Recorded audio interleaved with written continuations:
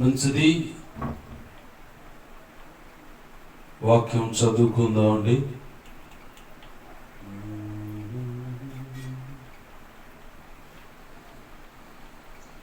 Calvary సిలువలో నిన్ను తెరి చూడగా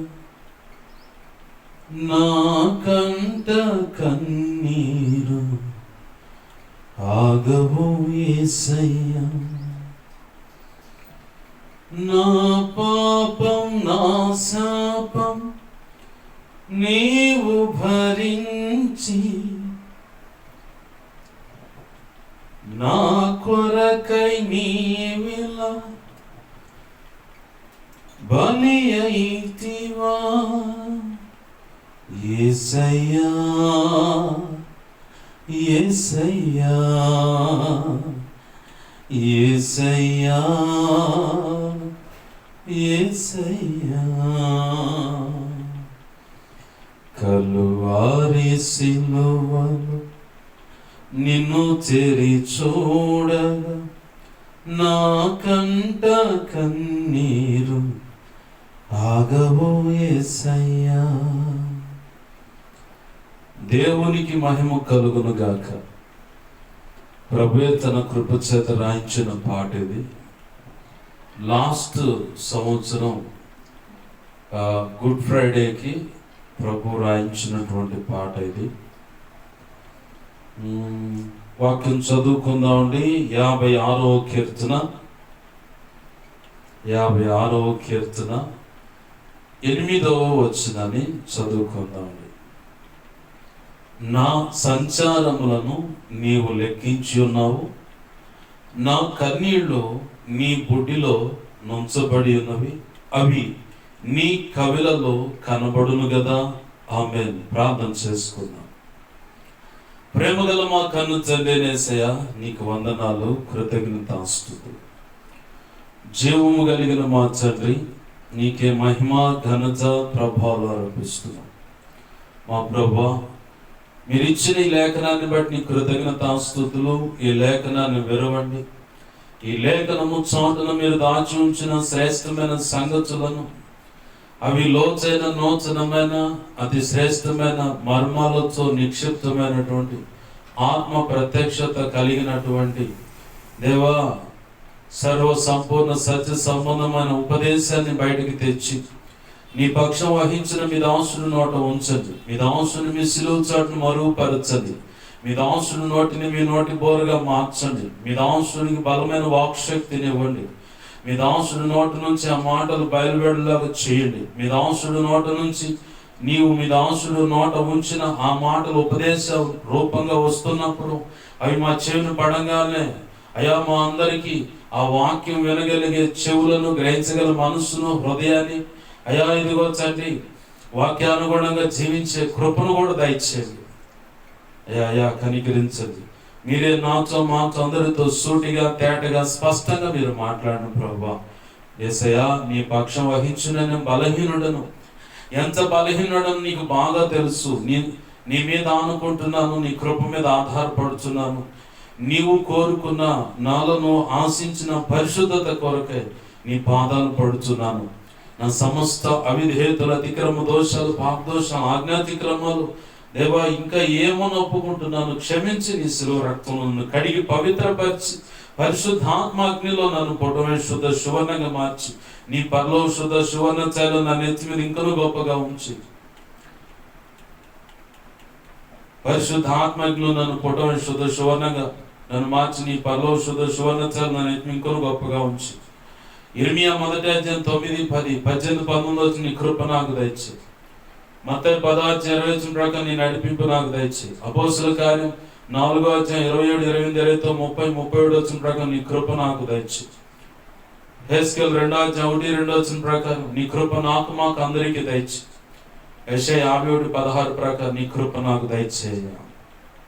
నన్ను మమ్మల్ని బలపరచండి అయ్యా. నీ మాటలు దేవా వెలువడుతుందో మా అందరితో మీరు మాట్లాడిన ప్రభు. నీ మాటలు వెలువడుతుందో మా అందరికి వినగలిగిన చెవును, గ్రహించగల మనసును, లోబడి హృదయాన్ని, వాక్యాన్ని కూడా జీవించే కృపను, హృదయ సున్నతిని దిద్దుబాటు మనసును నేర్చుకుని శుభగుణ లక్షణం నిత్యత్వం చేరు పర్యంత వరకు నిత్యం నీ పాదశను శిష్యరకం చేస్తూ నువ్వు కోరుకున్న శిష్యులైన సేవక గణముగా మేము మార్చబడి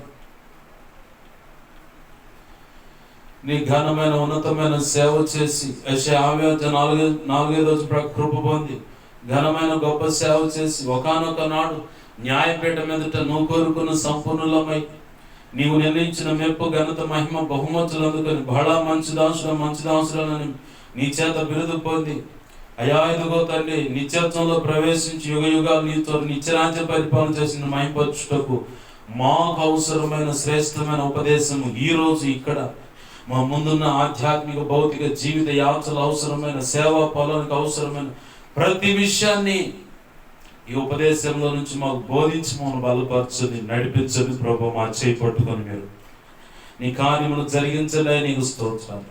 ఈ ఉపదేశాన్ని అడ్డగించాలని అడ్డుపడుతున్న దుష్టుని వాడి దూతలను అవి చీకటి అంధకార శక్తులైన ఈ లోకంలో చెప్పబడుతున్న దేవి దేవతలు దేవుళ్ళైన వాటి ముందు హోమాలు యజ్ఞాలు లేదా చండియాగం మహాచండియాగం అఘోరాల ద్వారా గుప్త నిధులు తీసిన మాంత్రికుల ద్వారా కావచ్చు, అడవి ప్రాంతంలో ఉన్న మాంత్రికుల ద్వారా కావచ్చు, లేదా కోట శక్తులే కావచ్చు, కర్ణ పిశాచాలు కావచ్చు, కాశ్మీర దెయ్యాలు కావచ్చు, దేవా ఇదిగో తల్లి కులానికి సంబంధించిన దేవి దేవతలు దేవుడు ఇంకేయున్నా సరే, లేదా నమాజులే కావచ్చు, లేదా నీ చిత్తానికి వ్యతిరేకమైన ప్రార్థనలు, ఉపవాస ప్రార్థనలు, గొలుసు ప్రార్థనలు, కాన్ఫరెన్స్ ప్రార్థనలు, గుంపులుగా కూర్చొని ప్రార్థనలు, ఏకాంతంగా పొలాల మీదకి వెళ్ళి ప్రార్థనలు, ఇంకే ప్రార్థనలైన నేస్తున్నాములు అవన్నీ చెడగొట్టి 2 సమయాలు 15:37 ప్రకారం చెడగొట్టి అవి శాస్త్రంగా నాకు మాకు దీవులుగా మార్చు. ఈ దాడి చేస్తున్న పంపించబడుతున్న వీటన్నిటిని వేస్తున్నాము. మీరు నాకు ఇచ్చిన అధికారం చొప్పున బంధిస్తున్నా. ఇటు బంధకాల చేత అందరూ వెరిపించబడుతున్నారు. ఇప్పుడు ఈ క్షణం మంది ఈ ప్రాంతంలో ఎక్కిపిస్తున్నట్లయితే వారికి ఆ బంధకాల నుంచి అటు ప్రభావం చేస్తున్నాను, విడుదల ప్రకటిస్తున్నాను. సంపూర్ణమైన విడుదల కలుగు చేసినందుకు నీ కృతజ్ఞతాస్తుతులు చెల్లిస్తున్నాను. నీ బిడ్డల విషయంలో ప్రభువా, నా చుట్టూరు మా చుట్టూరు ఈ ప్రాంతంలో ఎక్కిపిస్తున్న బిడ్డల చుట్టూరు మేమున్న గృహాలు, ఈ కాలనీ పట్టణము దేవా, అది ఏ ప్రాంతం పల్లెటూరు ఏదైనా కానీ జ్ఞాపకం చూడు. సమస్తం చుట్టూ నీ శిలువ రక్తపు కంచె రక్షణ ప్రాగ అగ్ని ప్రాగం చుట్టూ కంచెంది.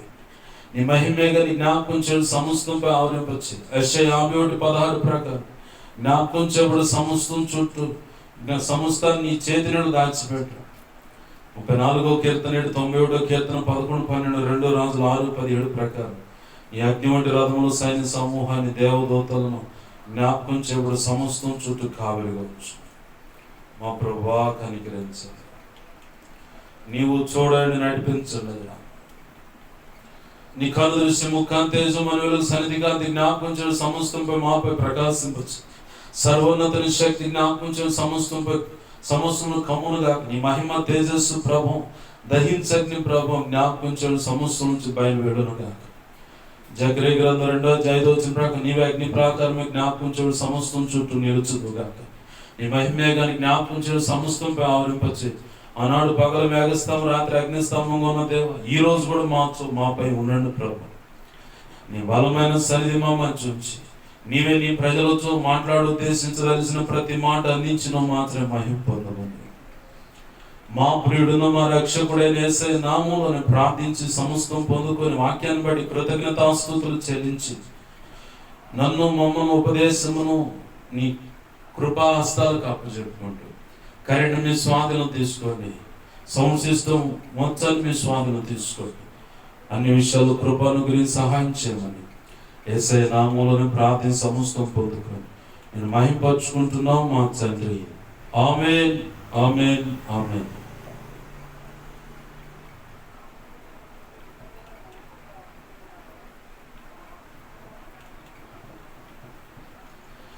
ప్రభునందు ప్రియమైన దేవుని బిడ్డలారా, సమకూడిన శబ్దాంతరాల ద్వారా వింటున్నా ఆయా ప్రాంతాల్లో సన్నిహితంగా ఈ మాటలు వినబడే దగ్గరలో ఉన్న వారికి ఫోన్లు చేసి ఆ ఫోన్ల ద్వారా వాక్యాలు వింటున్నా అలాగనే ఈ వీడియో ద్వారా వింటున్నా, ఇక ముందు వినబోతున్నా, ఇప్పుడు విన్నా మళ్ళీ వినాలనుకుంటా ఉంటారు. ఆ వినబోతున్న ప్రతి ఒక్కరికి కూడా ప్రభువైన యేసుక్రీస్తు వారి పేరిట నా హృదయపూర్వకమైన వందనాలు. అందరికీ వందనాలు. ప్రభునందు ప్రియమైన దేవుని బిడ్డలారా, గమనించండి. నా భక్తుడు అంటున్నాడు, నా సంచారములను నీవు లెక్కించి ఉన్నావు, నా కన్నీళ్లు నీ బొడ్డిలో నుంచబడి ఉన్నవి, అవి నీ కవిలలో కనపడును కదా అంటుంది లేఖనం. గమనించండి ప్రభునందు ప్రియమైన దేవుని బిడ్డలారా, నా సంచారమును నీవు లెక్కించున్నావు. సంచారములు అంటే ఏంది? ఎవరైనా చెప్పగలరా దీని అర్థం? సంచారములంటే నేను నడిచిన ప్రతిదీ, నేను ఎక్కడెక్కడ నడిచానో, ఏ ఏ ప్రాంతాల్లో నడిచానో, ఏ ఏ ఇంటికి నడిచానో, ఏ ఏ వ్యక్తి కొరకు నడిచానో, ఏ ఏ వ్యక్తితో కలిసి నడిచానో, ప్రతిదీ నీకు తెలుసు ప్రభువా. ప్రతిదీ కూడా నీకు తెలుసు. నీవు లెక్కించిన అంటే లెక్క కట్టబడుతుంది అని అర్థం. మనం అనుకుంటాము, నేను ఎక్కడ తిరిగితే నన్ను ఎవరు చూస్తున్నారు, నన్ను ఎవరు గమనిస్తున్నారు. తల్లి యొక్క కన్ను కావచ్చు, తండ్రి యొక్క కన్ను కావచ్చు. అంటే తల్లికి కానీ తండ్రికి కానీ కనబడకుండా నాకు నచ్చినట్లుగా నేను తిరిగి రావచ్చు, తిరిగి వచ్చి ఏం ఎరగనట్టుగా సైలెంట్గా ఉండొచ్చు. ఒకవేళ చిన్న ఎగ్జాంపుల్ చెప్తాను. కాలేజీకి వెళ్తావు, బ్యాగ్లో ఇంకో డ్రెస్ పెట్టుకుంటావు, కాలేజీ కానీ వెళ్తావు, దాని మార్గం మధ్యలో ఆగిపోతావు. ఈ లోపల ఇంకొకడు వస్తాడు, చక్కగా ఆ బైక్ మీద స్కార్ఫ్ కట్టుకొని, అంటే ముఖానికి ముసుగు, ఆ ముఖానికి ముసుగు కట్టుకొని కొంత దూరం వెళ్ళిపోతావు. వాష్రూమ్ కంటావు, వెళ్తావు, డ్రెస్ చేంజ్ చేసుకొని వస్తావు బయటికి. అరే మళ్ళీ డ్రెస్ చేంజ్ చేసుకున్నామంటే ఏందనుకుంటున్నావు? మరి అదే డ్రెస్ మీద ఉంటే అందరూ పట్టుకోరు, అందరికి తెలిసిపోద్ది కాబట్టి బ్యాగ్లో ముందుగానే నువ్వు తెలియగలదా అని అంటాడు వాడు. నువ్వు ఈ తదంతా ఆ సమయంలో నువ్వు వెళ్ళాలనుకున్న పార్కుల కాడికి వెళ్ళొచ్చు, నువ్వు తిరగాలనుకున్న ఆ ప్రాంతాలు తిరగవచ్చు, నువ్వు ఎంజాయ్ చేయాలనుకున్న రీతిగా ఆ వ్యక్తితో, ఆ పురుషుడితో, లేదా ఇంకా అనేకమైన పురుషులతో ఎంజాయ్మెంట్, ఒక్కొక్కరికి ఒక్కొక్క టైం, ఆ టైం ప్రకారం నువ్వు ఎంజాయ్మెంట్ కోరుకోవచ్చు. లేదంటే డ్రెస్సులు మార్చి బళ్ళు ఎక్కిపోయి సముద్రం ఒడ్డున సంచరించవచ్చు, బీచ్లో సరదాగా వాళ్ళతో గడపవచ్చు. ఇక ఇంకా అడ్వాన్స్ ఎలా ఉందంటే సినిమాలకు వెళ్తారు. రక్షణ బాప్తిసం పొందిన వాళ్ళే, రక్షణ బాప్తిసం పొందినటువంటి వారి కడుపును పుట్టిన బిడ్డలు కాలేజీ వ్యవహారం అన్నమాట ఇది. ఐస్ క్రీమ్ పార్లర్కి పోవచ్చు, బ్యూటీ పార్లర్కి పోవచ్చు, లేదంటే నెక్స్ట్ ఏముంది, బేకరీకి పోవచ్చు, లేదంటే బిర్యానీ పాయింట్కి వెళ్ళొచ్చు, రకరకాలుగా జ్యూస్ పాయింట్కి వెళ్ళొచ్చు, సరదాగా రోడ్డు అమ్మటి నడుద్దాం పోదని చెప్పి నడవచ్చు. దేవుని చిత్తానికి వ్యతిరేకమైన రక్షణ పొంది కూడా సినిమాలు తిరగవచ్చు. కానీ నీ సంచారములన్నీ నీ తల్లి గమనించట్లేదు, నీ తండ్రి గమనించట్లేదు, నీ తోడబుట్టినోడు గమనించట్లేదు, నిన్ను నడిపిస్తున్న సంఘ నాయకుడు గమనించట్లేదు, నువ్వు పుట్టి పెరుగుతున్న ప్రాంతము కానీ ఆ ప్రజలు కానీ, లేదా నువ్వు సంఘంలో ప్రభువులు చేవేస్తున్న ఆ సందర్భంలో ఉన్నటువంటి సంఘ బిడ్డలు కూడా నిన్ను ఒకవేళ గమనించకపోవచ్చు. కానీ ఆకాశం అంతా కన్నేసుకొని చూస్తా ఉన్నాడు. ఆయనకేం అడ్డు పెడతావు? దేవుని చిత్తానికి వ్యతిరేకమైన వ్యక్తులతో కలిసి విగ్రహాలను సంబంధించిన గుళ్ళకాడికి వెళ్ళి వాళ్ళు పెట్టింది ఏదో తిని కూడా ఆహా అని చెప్పని, తర్వాత నా మీద ప్రేమ లేదని వాడు ఒక మాట అనగానే సరే ఇది ఎందుకులే నిన్ను బాధ పెడతామని కళ్ళకత్తుకొని నువ్వు తినొచ్చు. కానీ మొత్తం లెక్క అడుగుతాడు. లెక్కించబడుతూనే నీ ప్రతి సంచారము దుబారాగా, వ్యర్థంగా, పాపం కోసం ఎంపరలాడుతూ పరిగెత్తే ఆ అడుగులు కూడా లెక్కేస్తాడు నా ప్రభు. దేవునికి మహిమ కలుగును గాక. హల్లెలూయా. ఒక వ్యక్తితో పరపురుషుడు, నీ సొంత శరీరము కానీ వేరొక పురుషుడు కోసం నువ్వు ఆశపడుతూ ఆ వ్యక్తి కోసం ఆ వ్యక్తితో పాపం చేయడానికి నువ్వు అడుగులేస్తూ రహస్యంగా, అదే ఉంటే దేవుని పని అని చెప్పని ఒక సాకు చెప్పి ఇంకొక రకంగా పాపం చేసి రావడానికి వెళ్ళి ఆ సంగతి కూడా రాసి ఉంటుంది.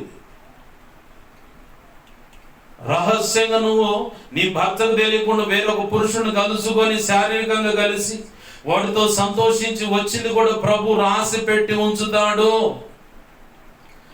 నీ భార్యకు తెలియకుండా రహస్యంగా ఇంకొక ఆమె దగ్గరికి వెళ్ళి ఆమెతో సుఖపడి తిరిగి వచ్చే సందర్భాలు, ప్రతి అడుగు ప్రతి సందర్భం లెక్క రాసి పెట్టి ఉంచుతాడు.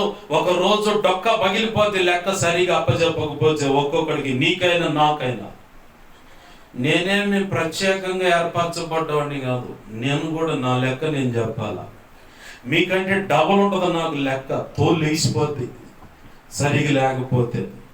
యాకోబు భక్తుడు ఏమన్నాడు?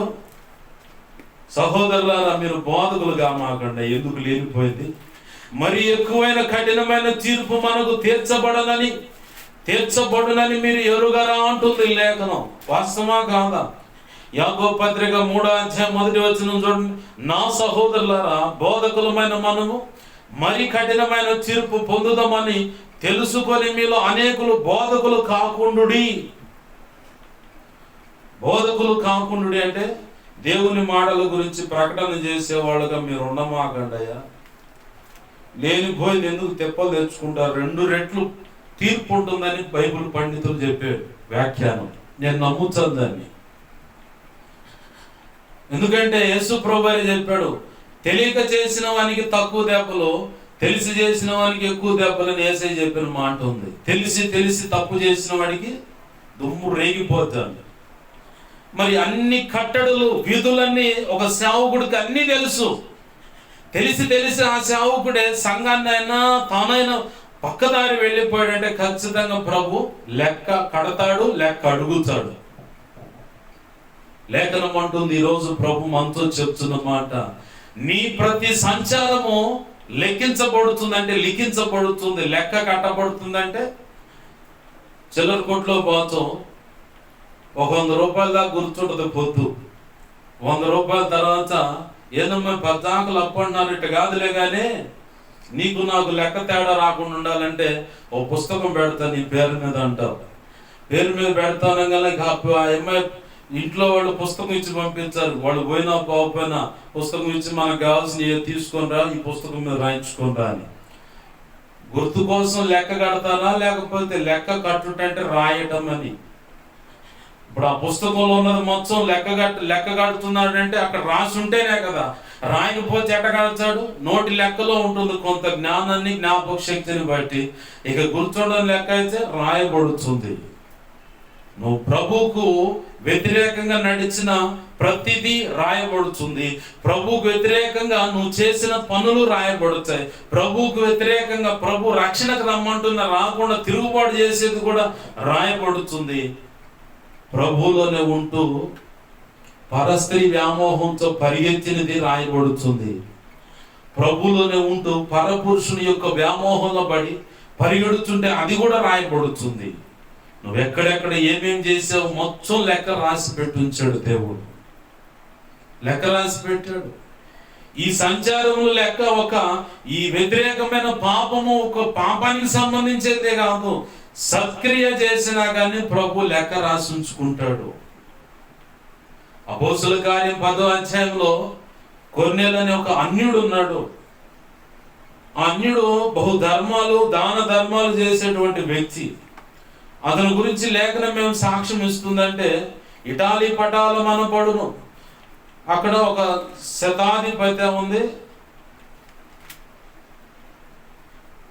ఇటాలీ పటాలం అనబడిన పటాలంలో శతాధిపతి అయిన కొర్నేలు అని ఒక భక్తిపరుడు ఒకడు ఉండెను. కైసరులో ఉండెను. అతడు తన ఇంటి వారందరితో కూడా దేవుని యందు భయభక్తులు గలవాడై ఉండెను. ఇక్కడ ఈయన ఒక అన్యుడిగా కనపడుతున్నాడు. ప్రభు పేరట దేవుని పేరిట ఎన్నో దానాలు ధర్మాలు చేశాడు, ఎంతో నమ్మకంగా నీతిగా భక్తి సాధన చేశాడు. అయితే దేవుని దూత దిగి వచ్చి చెబుతున్న మాట ఏంటంటే 4వ వచనంలో, అతడు దూత వైపు తేరి చూసి భయపడి, ప్రభువా ఎవరని అడిగాను. అందుకు దూత, నీ ప్రార్థనలను నీ ధర్మ కార్యములను దేవుని సన్నిధికి జ్ఞాపకార్థముగా చేరినవి. అంతటితో అది పూర్తి కాలేదు. పూర్తి ఎప్పుడైతే అంటే అక్కడ చెప్తా ఉన్నాడు, ఆ దేవదూత అంటున్నాడు, చర్మకారుడైన సీమోను అనేవాడు పలానా చోట ఉన్నాడు. ఆ చర్మకారుడైన సీమోను అని ఇంట సీమోను మారు పేరు కలిగినటువంటి సీమోనే, అయితే మారు పేరు కలిగిన పేతురు అని ఒక వ్యక్తి ఉన్నాడు అక్కడ, అతను నువ్వు పిలిపించుకో అన్నాడు. దేవునికి మహిమ కలుగును గాక. హల్లెలూయా. కొంతమందితో దైవజనుడిని పిలిపించుకొని, పలానా దైవజనుడిని పిలిపించుకొని ప్రార్థన చేయించుకొని, పలానా దైవజనుడిని పిలిపించుకొని, ఆయన పిలిపిస్తే నేను కొన్ని మాటలు మీకు అతని ద్వారా చెప్పిస్తానని ప్రభు సెలవిస్తూ ఉంటే, కొంతమంది అయితే కుల కట్టడం అంటారు, మత కట్టడం అంటారు. అలాగని వీళ్ళకి సంఘాల మధ్య కట్టుబాటు ఒక కట్టడని పెట్టుకొని, ఆ దైవజనుడు వచ్చి ప్రార్థన చేసిపోతే మా దైవజనుడు మమ్మల్ని ఒక రకంగా ఉండనీడయ్యా. సంఘాల్లో పెట్టిన గలిబిలి చిచ్చు, ఇది సైతాను గడి పెట్టిన చిచ్చు. నేను అంటాను, ప్రారంభంలో చెప్తాను, నేను ఎప్పుడు కూడా చెప్తానది, ఏ సంఘానికి వెళ్ళే వారినైనా నేను పొరపాటును కూడా నా దగ్గరికి రండి అని నేను పిలవను. నాకు అవసరం లేదు. నా ప్రభు నిర్ణయించిన వాళ్ళు ఎవరు వాళ్ళే వస్తారు. నేను ఎవరిని పిలవను. ఒకవేళ ఎక్కడికన్నా ఒకవేళ ప్రార్థన చేసినా వాళ్ళ దగ్గర ఫోన్ నెంబర్లు తీసుకోవటాలు, మాకు ఇట్లా మీరు కలవండి అని చెప్పటాలు ఏమి ఉండవు. సరే, మంచి సత్య సంబంధమైన సేవ అయితే మంచిదేనమ్మా, ఆడికే వెళ్ళండి, నమ్మకం ఉండనని చెబుతా. తప్పు సేవ ఉంటే ఇది కరెక్ట్ కాదు, సత్యం ఏదో ప్రభు చిత్తమైనది ఏదో ఆ సంఘానికి వెళ్ళండి అని చెబుతా తప్ప నా వెనక రండి మీరు అని చెప్పని ఎక్కడ కూడా ఇంతవరకు చెప్పలేదు నేను. దానికి ప్రభువే సాక్షి. నాకు అవసరం లేదు.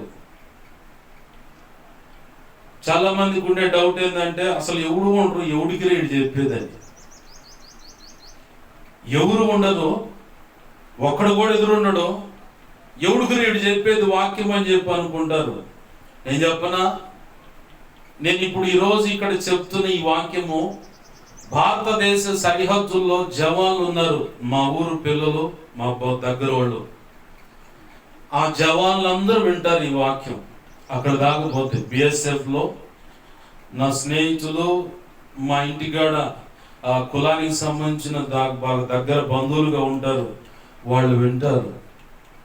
అలాగే నా చిన్నప్పుడు క్లాస్మేట్స్ ఉన్నారు, వాళ్ళు వింటారు.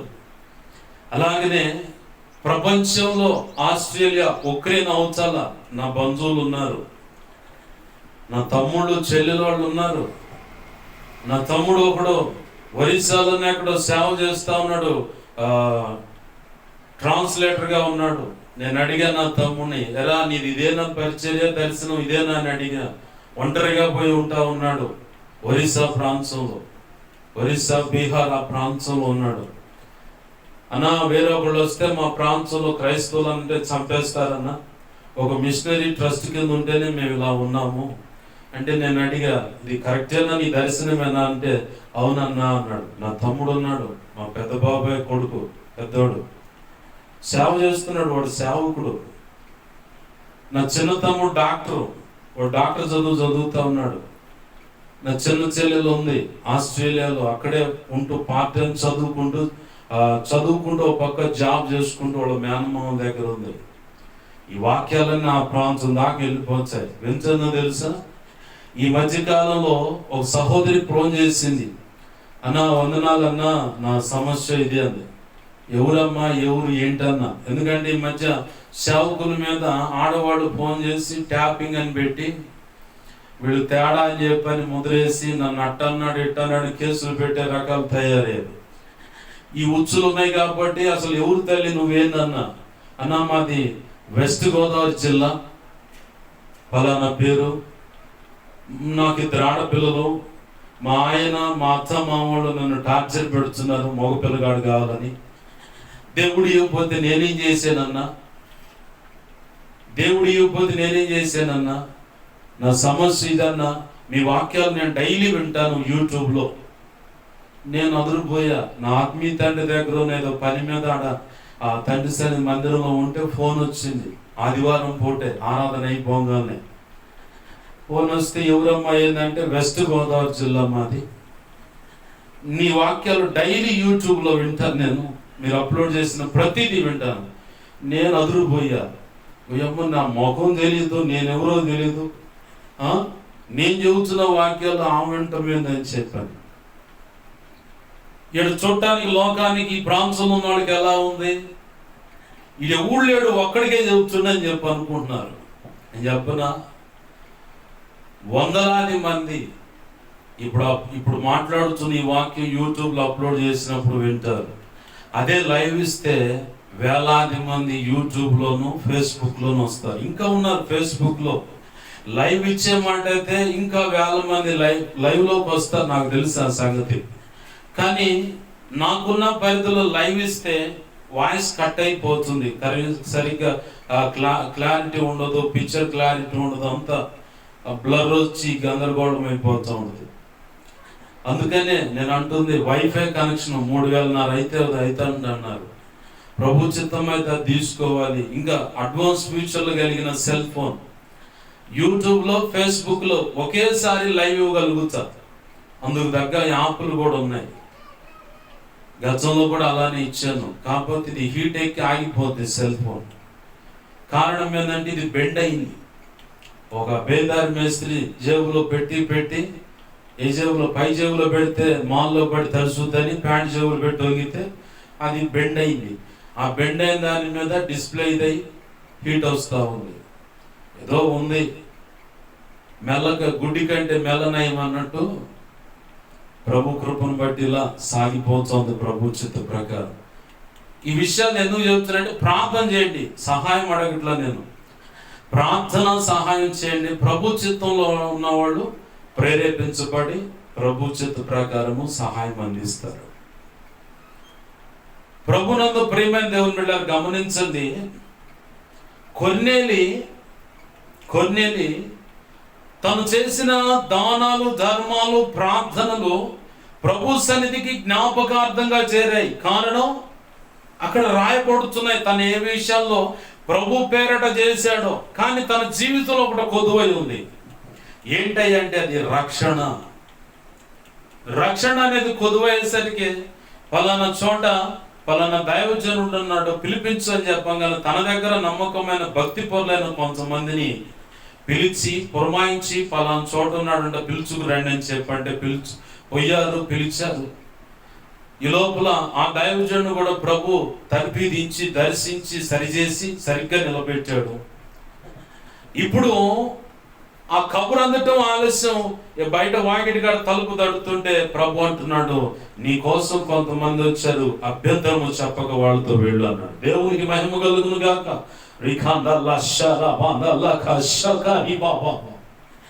అభ్యంతరము చెప్పక వాళ్ళతో వెళ్ళు. వెళ్ళాడు. ఇంట్లో పోగానే ఎంత సాగిలు పడుతుంటే, లే పైకి, నేను కూడా నీలాంటి వాడినేనయ్యా, నాలో గొప్పతనమే లేదు, దేవుడికి మొక్కు చాలు అన్నాడు. లేచాడు. నన్ను పిలిచిన సంగతి ఏంటంటే, ప్రభు మాతో ఇలా మాట్లాడాడు, మా ఇంటికి నిన్ను పిలిపించుకొని నీ ద్వారా ప్రార్థన చేయించుకోమని, వాక్యం దేవుని మాటలు అందించమని ప్రభు ఏదో చెప్తాడు నీ ద్వారా, అందుకే నిన్ను పిలిపించమంటున్నాడు. కానీ మేము జాప్యం చేస్తున్నాం, ఆలస్యం చేశాం. ఎట్టగేళ్లకు ఇదిగో వచ్చావు, నువ్వు రావటం మంచిదని చెప్పని నీ నోట ప్రభు ఉంచిన మాటలేవో సెలవిమ్ము అని చెప్పగానే కూర్చోబెట్టి అప్పుడు మాట్లాడితే ఒకటే ఒక ప్రసంగంతో పరిశుద్ధాత్మ బాప్తిస్మం లేనట్టు వారి మీదకి వచ్చేసింది. దేవునికి మహిమ కలుగును గాక. వెంటనే వారందరికి బాప్తిస్మం ఇచ్చాడు. ప్రభునందు ప్రియమైన దేవుని బిడ్డలారా గమనించండి, ఈ ఉదాంతం అర్థం కావడానికి చెప్పాను. అసలు విషయం ఏంటంటే, ప్రభు పేరట చేసిన ప్రతి కార్యము కూడా ప్రభు సన్నిధిలో జ్ఞాపకార్థంగా చేర్చబడుతుందంటే అది ఖచ్చితంగా రాయబడుతుంది అని అర్థం. నువ్వు ఎన్ని అవిధేయతలు పెట్టుకొని ఎంతో దేవునికి వ్యతిరేకమైన బ్రతికిన సందర్భాలు రోజులు ఉన్నా సరే, ప్రభు పేరట నువ్వు చేస్తున్న ప్రతిదీ కూడా జ్ఞాపకార్థంగా చేరుతుందే తప్ప తిరిగి సమాధానం ప్రత్యుత్తరం నువ్వు పొందలేవు. మరి ఎలా అంటే ప్రభు చెప్పిన ఆ మిగతా పని చేస్తే, అప్పుడు బలమైన పరిశుద్ధాత్మ కుమ్మరింపు, శ్రేష్టమైన ఆశీర్వాదం నీ వశం అవుతుంది. దేవునికి మహిమ కలుగును గాక. హల్లెలూయా. ప్రభు అంటున్నాడు లేఖన కాంతిలో, నీ సంచారం అంటే నా సంచారములు, నీ సంచారములు లెక్కించబడుతున్నాయి అంటే రాయబడుతున్నాయి అని అర్థం. నువ్వు నడిచిన ప్రతిదీ, ఏ విషయంలో దేవునికి వ్యతిరేకంగా నడిచిన, దేవునికి అనుకూలంగా నడిచిన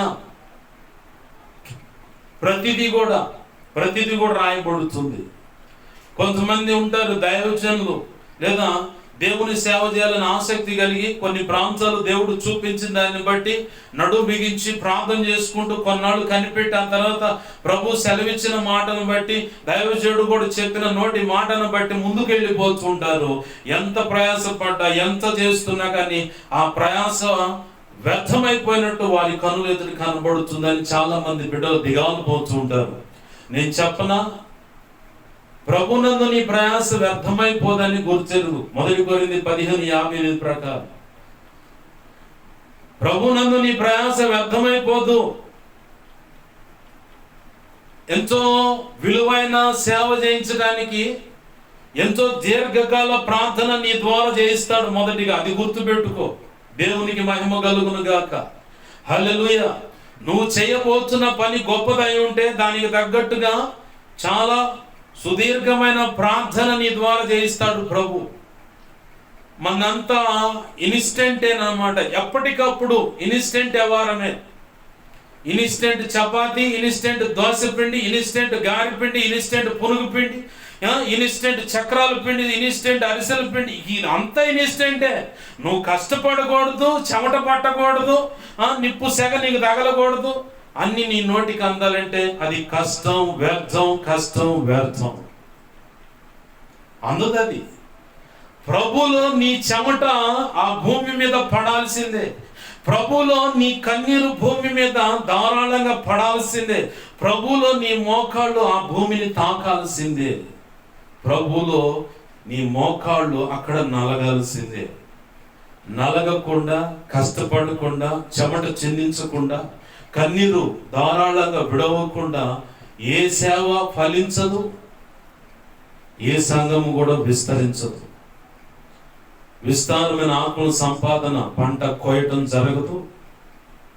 బలమైన ఘనమైన సేవా పాత్రలు సిద్ధపరచడం కూడా కుదరదు.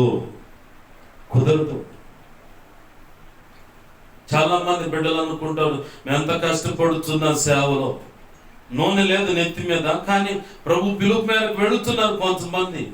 ఆ వెళుతున్న వారిలో ఉన్న సందేహం ఏంటంటే, మేము వెళుతున్నాము, కష్టపడుతున్నాం, కానీ ప్రతిఫలము కనపడుతులేదంటే కనపడదు. ప్రతిఫలం కనపడుతూ నువ్వేంది? ఇప్పుడు ఒకప్పుడు విద్య లేని మొద్దులు అని చెప్పని చాలా మంది ఎగతాళి చేశారు, వీడు ఏలు ముద్రగాడని. కలెక్టర్ కూడా ఇప్పుడు ఏలు ముద్ర వేయాల్సి వస్తుంది. దేవునికి మహిమ కలుగును గాక. దేవుడు ఎంత విలువ ఇచ్చాడు చూడు ఏలు ముద్రకి. కలెక్టర్ కూడా ఇప్పుడు తమ్మేయాల.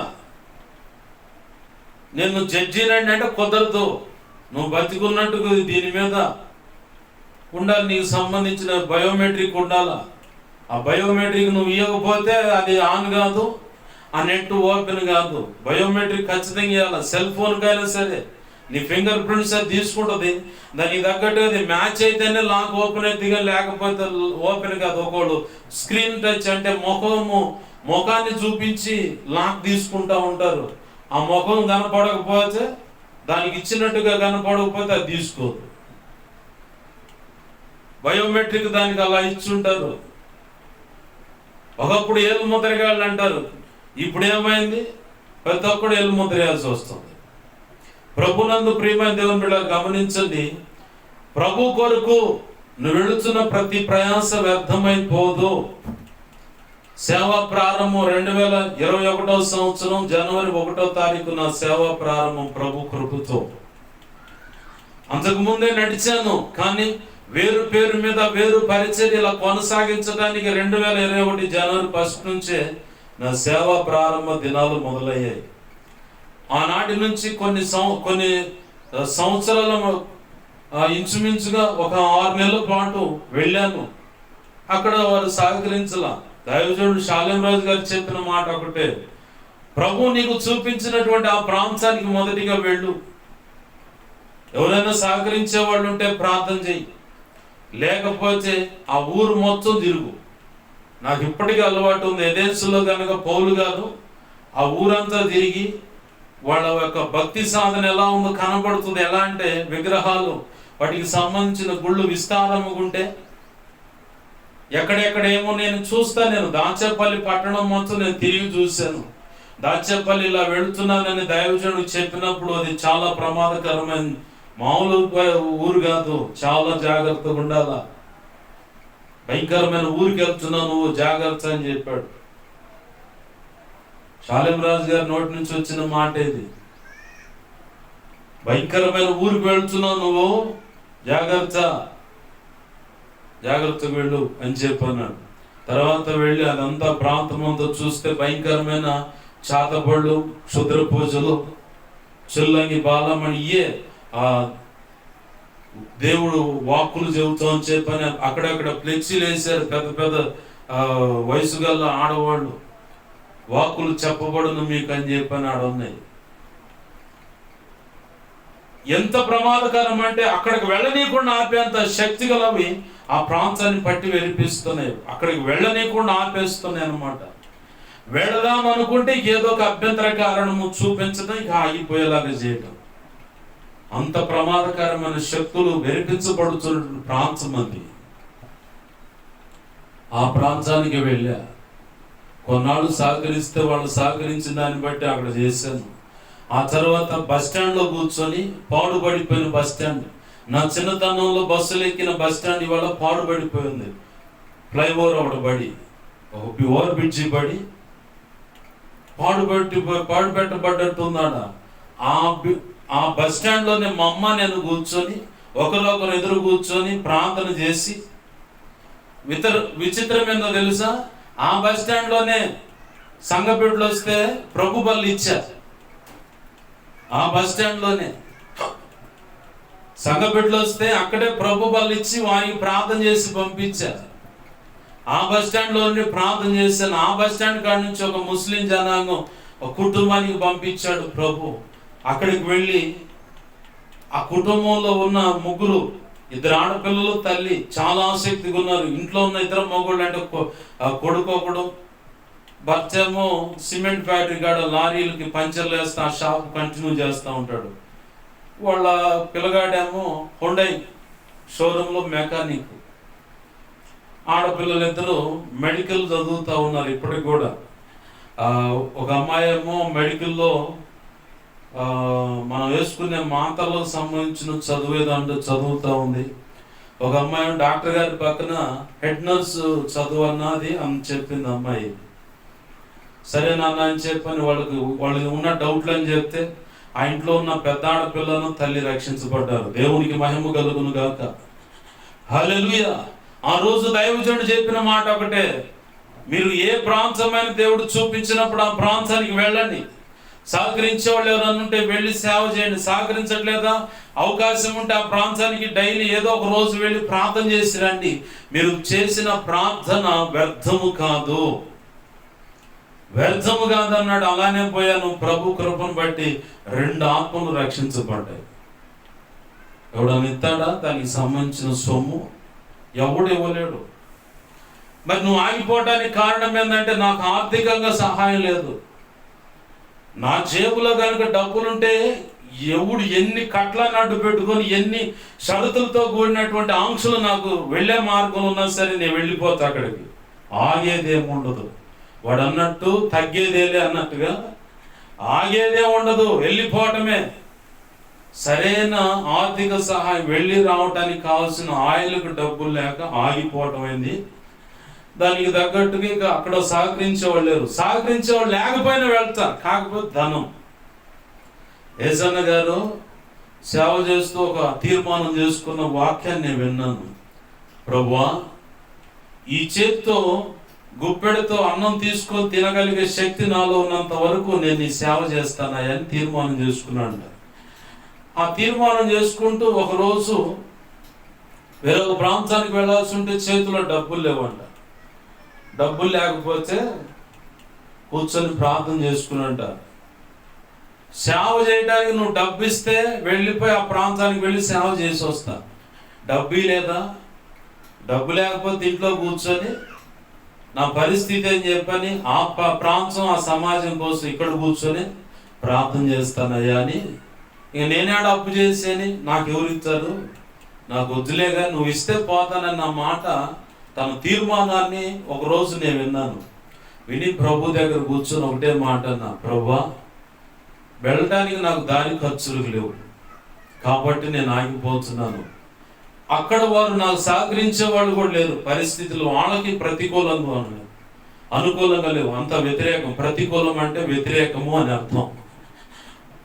ప్రతికూలమైన పరిస్థితులన్నీ కనుమరుగైపోయేనే అంటే ప్రతికూలమైన పరిస్థితులు వాళ్ళకు అంత వ్యతిరేకతలు.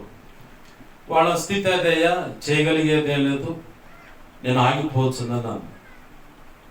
నిర్దాక్షిణంగా నేనున్న ఇంత ఇల్లుగా, ఇంత చిన్న గది దేవుని పరిచయం తీసుకుంటే ఈ వారం జరిగింది, నెక్స్ట్ వారానికల్లా ఖాళీ చేసి బ్యానర్లన్నీ చించేసి ఫ్లెక్సీ ఒకటి వేస్తే ఒక స్టూల్కి ఒక ఫ్లెక్సీ కొట్టి వెనకమాల ఒక ఫ్లెక్సీ ఇప్పుడు ఉన్నట్టు వేసి ఒకటి చేపించాడు పెడితే చించేసి మొత్తం తలుపులోకి తాళాలు వేపించి వాళ్ళ మీద తగాదు పెట్టుకున్నారు, నా మీద రాళ్ళు. మార్గం మధ్యలో ఉండగానే కబురు వచ్చింది, అన్నా మీరు రాండి, రామాకండి, ఆగిపోండి అని. వాళ్ళని కష్టపెడుతుంది ఎందుకని చెప్పని ప్రభువుని అడిగి ఆపేసేది. జోలుకల్లైనా అంతే. అసలు వాళ్ళ నాన్నైతే భయంకరమైన మాట అడిగిండు, బిర్రుగా దాగి, ఎరా మన పిల్లల్ని వాడు వాడుకోవటానికి లేదా అనుభవించడానికి వస్తున్నాడు. నేను మాటలు మార్చి చెబుతున్నాను, అనుభవించడానికి వస్తున్నాడారా అని చెప్పని అడిగాడు ఆయన. నేనే విన్నా. కూటం జరిగించి బయటకు వస్తున్నాను, వాళ్ళ నాన్న తాగి గోడ అవతల కూర్చొని మాట్లాడుతూ ఉండగా భయంకరమైన మాటలు మాట్లాడాడు. అన్నా అన్నాడు తమ్ముడు, పర్లేదయ్యా, సేవలు ఇవన్నీ సహజమేను, నేను చూసుకుంటాలే, ప్రభు చిత్తమైతే వస్తాలే, నువ్వు మాత్రం ఇక్కడ ఉండి సేవ చేయాలా, సిద్ధపడు, ప్రార్థన చేసుకో, వాక్యం చదువుకో. ఈ జోలకల్లో నువ్వే సేవ చేసేది. నిన్ను బలపరచమంటేనే నేను వచ్చాను ఇక్కడికి, నేను సేవ చేయడానికి అయితే రాలేదు ఇక్కడికి. నిన్ను బలపరిచి గొప్పగా సేవ పరిచే ఒక పొజిషన్ రాగానే దాన్ని నీకు అప్పచెప్పి నేను రావాలి యువతలకి. ఇది నా ప్రభు నాకు సెలవిచ్చింది. ఇంకంతకంటే లేదు నాకు సెక్షను. ఎప్పుడన్నా ప్రభు ప్రేరేపిస్తే వస్తాను, కలుస్తాను, మాట్లాడుతూ వచ్చేస్తాను, అంతవటికే కానీ నీ మీద యజమాయిషి చేయడానికి, ఇది నాది నువ్వు చేయటం మీద అనడానికి నాకు లేదు హక్కు. ప్రభు చెప్పిన మాట ఇదయ్యా, జాగ్రత్త, బాబాయ్ అన్న ఇంకెవరు అని చెప్పాను అటు ఇటు చూడకుండా నీ భక్తి నువ్వు కాపాడుకొని చెప్పని వచ్చేసా. ధ్యాచారం కూడా వెళ్ళాను. అక్కడికి వెళితే ఒకప్పుడు అబ్రహాని పాస్టర్ని, అక్కడున్న స్థానికంగా ఉన్నటువంటి బాప్టిస్ట్ సంఘానికి చెందిన సంఘ కాపరి, ఆ ఊరు ప్రెసిడెంట్ పెద్దలను పిలుచుకొచ్చి ఆ అబ్రహాని పాస్టర్ గారిని కొట్టి పంపించారంట. ఎవడోరా నువ్వు ఎడకొచ్చి సేవ చేస్తున్నావు, నిన్ను కూడా అలాగే కొట్టి పంపిస్తారు, మేము సహకరించలేమయ్యా అన్నారు. సరేలే అమ్మా, వాళ్ళకు భయపడి మీరు సహకరించమన్నారు, దేవుని ప్రణాళిక ఇక్కడ ఉంది, సరే మీరు సహకరించప్పుడు నేను చేయగలిగేదే ఉందని ఆపేశా. ఇసప్పాలెం వెళ్ళా, పాస్టర్ గారు నేను సేవ చేయాలంది ఆ తల్లి. సరే నువ్వు ముందు నీ కొడుకును ప్రేమించన్నా. నేను వాడిని ప్రేమించనంది. కొడుకునే ప్రేమించిన దాన్ని నువ్వు తోటి విశ్వాసం ఏం ప్రేమిస్తావు, నువ్వు అసలు వనికిరావు, నేను ఇక్కడ రావడం కూడా కరెక్ట్ కాదని ఆపేశా. గుంటూరు పరిచయం వేరే సహోదరుని బలపరిచి నడిపిద్దా అని చెప్పని గుంటూరు పరిచయం నడిస్తే మంచోళ్ళు ఇద్దరు పట్టుకున్నారు ఆయన్ని. ఎవడు లేకుండా సేవ ఏందిరా అని. మరి ఏ నట ప్రారంభించిండో సేవ నాకు అర్థం కావట్లేదు. ఇప్పుడు ఆ పెద్ద పేరున్న మంచి పేరు గాంచిన ఆ పరిచయం పేరు పక్కన పెట్టిన వాడిన సేవకు ఈదిలో కుక్కకి నీకు తేడా ఉండదు. డైరెక్ట్ చెబుతున్నా, ఈదిలో కుక్కకి నీకు తేడా ఉండదు. యాడిలో ఇది చాయ్ అని చెప్పి రాయి తీసుకుని ప్రతి ఒక్కడు కొడచడు, నిన్ను కూడా అదే పని అనమాట. ఏదో కాచ దేవుడు దయదలిచే ఆ బ్యానర్ పేరు నీకు ఇచ్చారు కాబట్టి నిన్ను గౌరవిస్తున్నారు. పెద్దలు బైబిల్ పండితులు వ్యాఖ్యానం చేశారు. గాడిద అనుకుందంట, ఆహా ఏసై నా మీద ఎక్కేసరికి అంత విలువ ఇచ్చారు. అరే రే కాళ్ళకు కూడా నొప్పి తగలకుండా రాయి తగలకుండా మట్టలు పరిచారు, దుప్పట్లు పరిచారు, నన్ను ఎంతగా ఘనంగా సన్మానిస్తున్నారని చెప్పని బాగా ఉబ్బి తప్పిపోయిపోయి ఏసై దిగిన తర్వాత మళ్ళీ అదే బజార్ నడుస్తుందంట. ప్రతి ఒక్కడు అంతండంట. ఆడదానివి అడ్డగాడిద, అడవి గాడిద, నిలువు గాడిద అని చెప్పి నీకు ఎట్టబడి చట్ట చన్ననోడు అంటే ఉండేడంట. ప్రతి ఒక్కడు మంచి కర్ర తీసుకోవడం ఎర్ర కోటింగ్ వేస్తుండంట. ఇదేంది ఇందాక వచ్చే నేను మట్టలు పరిచారు, బట్టలు పరిచారు, నన్ను ఘనంగా సన్మానించారు, ఇప్పుడేంది నన్ను ఎడదంతున్నారంటే ఒక్కసారి తను చూసుకుందంట పైకి వెనక్కి చూచే ఉంది. నేను ఈపు మీద ఏసేలేడు, ఏసైనా మోసినంత కాలమే దానికి ఘనత వచ్చింది. ఇప్పుడు దీన్ని ఎందుకు చెబుతున్నానంటే ఆ బ్యానర్ పేరు ఉంది కాబట్టి నీకు విలువ, నువ్వు కొంచెం పైకి చూసి మాట్లాడుతున్నావు. అదే బ్యానర్ కనుక నీకు లేకపోతే ఈదిలో కుక్కకి నీకు తేడా ఏమీ లేదు. డైరెక్ట్గా చెబుతున్నా నేను ఈ మాట. ఈదిలో కుక్క కూడా కొత్తది ఏదన్నా కుక్క మన బజార్లోకి వచ్చి ఏం చేస్తాం, హాయ్ భలే ఉన్నావు, ఏ ఊరో బాగా చక్కగా ఉన్నావు, మంచి రంగు కలిగి ఉన్నావు, చూడటానికి బలంగా ఉన్నావు, దామ్మ కొంచెం అన్నం తినిపో అని చెబుతావా? ఆడదాని చెడిపోయిందానా అని చెప్పని దొరికిన రాయి తీసుకుని ఇసిరేతో తగిలేచ్చట్టు, లేదంటే మంచి చీపురి కట్ట రోకల పండు తీసుకుని ఎర్ర కోటింగ్ వేస్తావు దానికి. నీ స్థితి స్థాయి ప్రారంభం గమనించుకొని మాట్లాడితే బాగుంటుంది. చేతులారు ఆ వ్యక్తిని సేవకు వెళ్ళకుండా జడగొట్టారు. నాదేం పోయింది? నా ప్రభువుకు ఇప్పుడు నేను ఎలా అయితే మేము ముందు చదువుతున్నానో అలాగనే నా ప్రభువుకు నేను లెక్కప్ప చదువుతా. ఏం చేసావు ధాన్యాలు అంటే ఇలా వచ్చానా, ఇది సంగతి. వాళ్ళు చెప్పిన చెప్పుడు మాటలను బట్టి ఆగిపోయాడు అతను. నేను చేయగలిగేది ఏం లేదు. నా వంతుగా నేను పక్క నుండి సహకరించడానికి వస్తానని చెప్పానయ్యా, రాకపోతే నేనేం చేస్తాను? ఇప్పుడు 2 విషయాలు బలవంతంగా చేయించలేమండి. ఒకటి, పోలీస్ స్టేషన్లో భర్తనో భార్యనో కూర్చోబెట్టి లేదా పెద్ద మనుషుల మధ్యలో వాళ్ళిద్దరు కూర్చోబెట్టి మందలించి జాగ్రత్తగా ఒకళ్ళొకళ్ళు లోబడి కాపురం చేయండి అని చెప్పంటే ఆడ ఊపుతారు మంచిగానే తలకాయ. ఇంటికి వచ్చి ఊపులు ఊపుతూ ఉంటారు అనమాట. అటోకులు ఇటోకులు రాకల పండు చీపురి కట్ట తిరవుడు పట్టుకొని దుమ్ము కొట్టుకుంటూ ఉంటారు. ఏందిరా మొన్నగా పంచాయతీ అయిందంటే, అయితే ఇది ఆడ మాట అంటది అంటాడు ఆయన, ఇది ఆడ మాట ఈడాడ మాట అంటాడు అంటది ఆమె. బలవంతంగా కూర్చోబెట్టి సమాధాన పరిచినట్టుగా వాళ్ళని ఒకటి చేసి పంపించడానికి నువ్వే నేనైనా ప్రయత్నం చేస్తాం కానీ కాపురం మాత్రం చేపించలేము. అవసరమైతే 4 దుమ్ము కొడుతాను. కడుపును పుట్టిన కొడుకులో కూర్చున్న బడికి పోకపోతే బళ్ళోకి పంపించి నాకు దేశం పోతావు. బళ్ళోకి పోయిన తర్వాత మాస్టర్ గారు చెప్పింది వాడు వినకపోతే తప్పేవృత్తి. ఇవి 2 మాత్రం ఎవడి వల్ల కాదు, కష్టంగా చేపించడం. 3వది ఇంకో కోణం భక్తి సాధన. ఈ 2 భౌతికమైనవి, 3వది ఆధ్యాత్మికమైనవి. బలవంతంగా తీసుకురావచ్చు, మందిరంలోకి సంఘంలో చేర్చవచ్చు, కానీ సేవకుడు చెబుతున్న మాట తీసుకోకుండా నిర్లక్ష్యపరిచి ఇక వాడి ఇష్టం వచ్చినట్టు ఆమె ఇష్టం వచ్చినట్టు బ్రతికితే ఉపయోగం ఉంది? బలవంతంగా భక్తి చేయించలేము, బలవంతంగా బడికి పంపించిన వాడు చదివించలేము, బలవంతంగా సమాధానం పరిచిన కాపురం కూడా చేపించలేము. ఎవడి వల్ల కాదు భూమి మీద, ప్రభు జోక్యం చేసుకుంటే తప్ప. ప్రభునందు ప్రియమైన దేవుని బిడ్డలారా గమనించండి. ప్రారంభంలో 7 చోట్ల పరిచర్యను ప్రారంభించాను. ఆ 7 చోట్ల పరిచర్యలు ఆగిపోవటానికి కూడా కొంతమంది దైవజనులు హస్తం కూడా ఉంది. నాకు తెలుసు వాళ్ళు ఎవరో కూడా, కానీ నేను వాళ్ళని ఏం మాట అన్నా. ఎందుకంటే తీర్పులోకి అప్పచెప్పేసేవాడిని. రేపొద్దు న్యాయపీఠం ఎదుట వాళ్ళు నేను నిలబడతాం.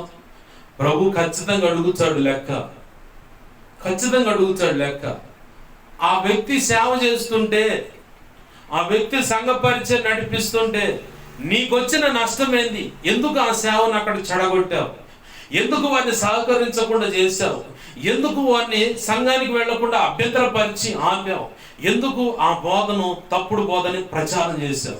ఎందుకు ఆ సేవకుడు తప్పుడోడని తేడా అని చెప్పని, వాడు ఆడపిల్లలు పిచ్చోడని, లేదంటే అబద్ధ ప్రవక్త అని, ఇలా రకరకాలుగా నీకు నోటికి వచ్చినటువంటి రకరకాలైన మాటలు దుష్ప్రచారం చేసి చేయాల్సిందంతా చేశారు. కొంతమంది అయితే ఫోటోలు కూడా, వీడియోల్లో లైవ్లో ఫోటోలు కూడా వేసి ఇతను కూడా తేడా బోధకుడు అని చెప్పిన వాళ్ళు కూడా ఉన్నారు. వస్తారు, మొత్తం వస్తారు. ఆడికి న్యాయపీఠం ముందుకు వస్తారు ఖచ్చితంగా. ఆల్రెడీ వాళ్ళకి ప్రభు ఇవ్వాల్సిన తీర్పు ఇచ్చేసాడు. నా ప్రభు అన్యాయస్తుడు కాదు. ప్రభు చెప్పినట్లు అడుగులు వేస్తుంటే అడుగులు వేస్తే నీకు నచ్చట్లా, నీ సంఘాన్ని నీ పరిచయను కాపాడుకోవడానికి ఇంకోటి తొక్కడానికి కూడా నువ్వు రెడీ అయ్యావు. కానీ నీ నెత్తి మీద ఉండవలసిన వాని పాదం ఉంది, అది గమనించు. దేవునికి మహిమ కలుగును గాక. నువ్వు ఒకవేళ ఈ చిన్న పరిచయం చెప్పని దాన్ని ఎలాగల చెడగొట్టి నీ సంఘాన్ని, నీ సేవను, పరిచయం వృద్ధి చేసుకొని విస్తరింపజేసుకొని బలపరుచుకోవాలనుకుంటుంటే, నువ్వు ఈ పరిచర్య అంటే వేరొక పరిచర్య ఏదైనా కానీ దాని మీద నువ్వు తప్పుగా ఉక్కుపాదం మోపి కనుక ఏదైనా చేయాలనుకోని నువ్వు చేస్తూ ఉన్నా నీ నెత్తి మీద భూమి నా పాదపీఠమును, ఆకాశం నా సింహాసనమును అన్నాడు ఆయన. ఆయన పాదం నీ నెత్తి మీద ఉంది. మాట వినకపోతే, దిద్దుకోకపోతే అంతే, తొక్కి దాడిపోతావు. నువ్వు, నీ పరిచర్య, నీ కలిగిన సంతానం మొత్తం నిత్య నరకానికి వెళ్ళిపోతావు. అధో పాతాళం అంటారు కదా, ఆడికి వెళ్ళిపోతారు కోకొట్ట వేళ్ళతో సహా. దిద్దుకుంటే ఒడ్డును పడుచావు, దిద్దుకోలేదనుకో పోయి నరకంలోనే పడుచావు. ఇంక రెండో కారణం ఏముండదు. నీకు తెలుసు, కట్టడలన్నీ తెలుసు. తెలిసి చేసేదాన్ని బట్టి తప్పులు, ఆ తప్పును బట్టి దెబ్బలు గట్టిగా ఉంటాయి. ప్రభునందు ప్రేమ దేవుని బిడ్డలారా, ఇప్పుడు వరకు నేను చెప్పిన మాటల్లో నేను సంచరించి ప్రభు కొరకు నేను ప్రయాసపడి బాప్తిసం పొందిన తొలి దినాలలో 41 రోజు ఉపవాసం ఉండి ప్రభు ప్రేరేపిస్తే ఉన్నా. ఇంకా 4 రోజులు విరమించబోతుండగా ప్రభు మాట్లాడుతూ ఉన్నాడు, నూతకి ప్రాంతానికి వెళ్ళి ఒక జంటకు సేవకు సిద్ధపడమని చెప్పు అన్నాడు. ఎవరు ప్రభు అని?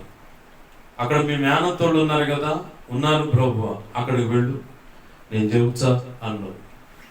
సరే, ఈ స్వరం నీదైతే, నీ చిత్తం అయితే దైవజనుడు కూడా చెప్పినప్పుడు ఆయన సరే మంచిది వెళ్ళిరా అని చెప్పగానే ఇది నీ చిత్తమే అని చెప్పని వెళ్తాను ప్రభు అని చెప్పని ఉపవాసాన్ని విరమించిన తర్వాత అయ్యా ఇలా వచ్చింది 3వ రోజు అక్టోబర్ 1వ తారీఖు అడిగాను. అది ఆ రోజు ఆర్టీసీ కాలనీలో ఆదరణ పోవడం జరుగుతుంది. ఆడకు పోయి అడిగా, సంఘమంతా ఆడికి వెళ్ళింది.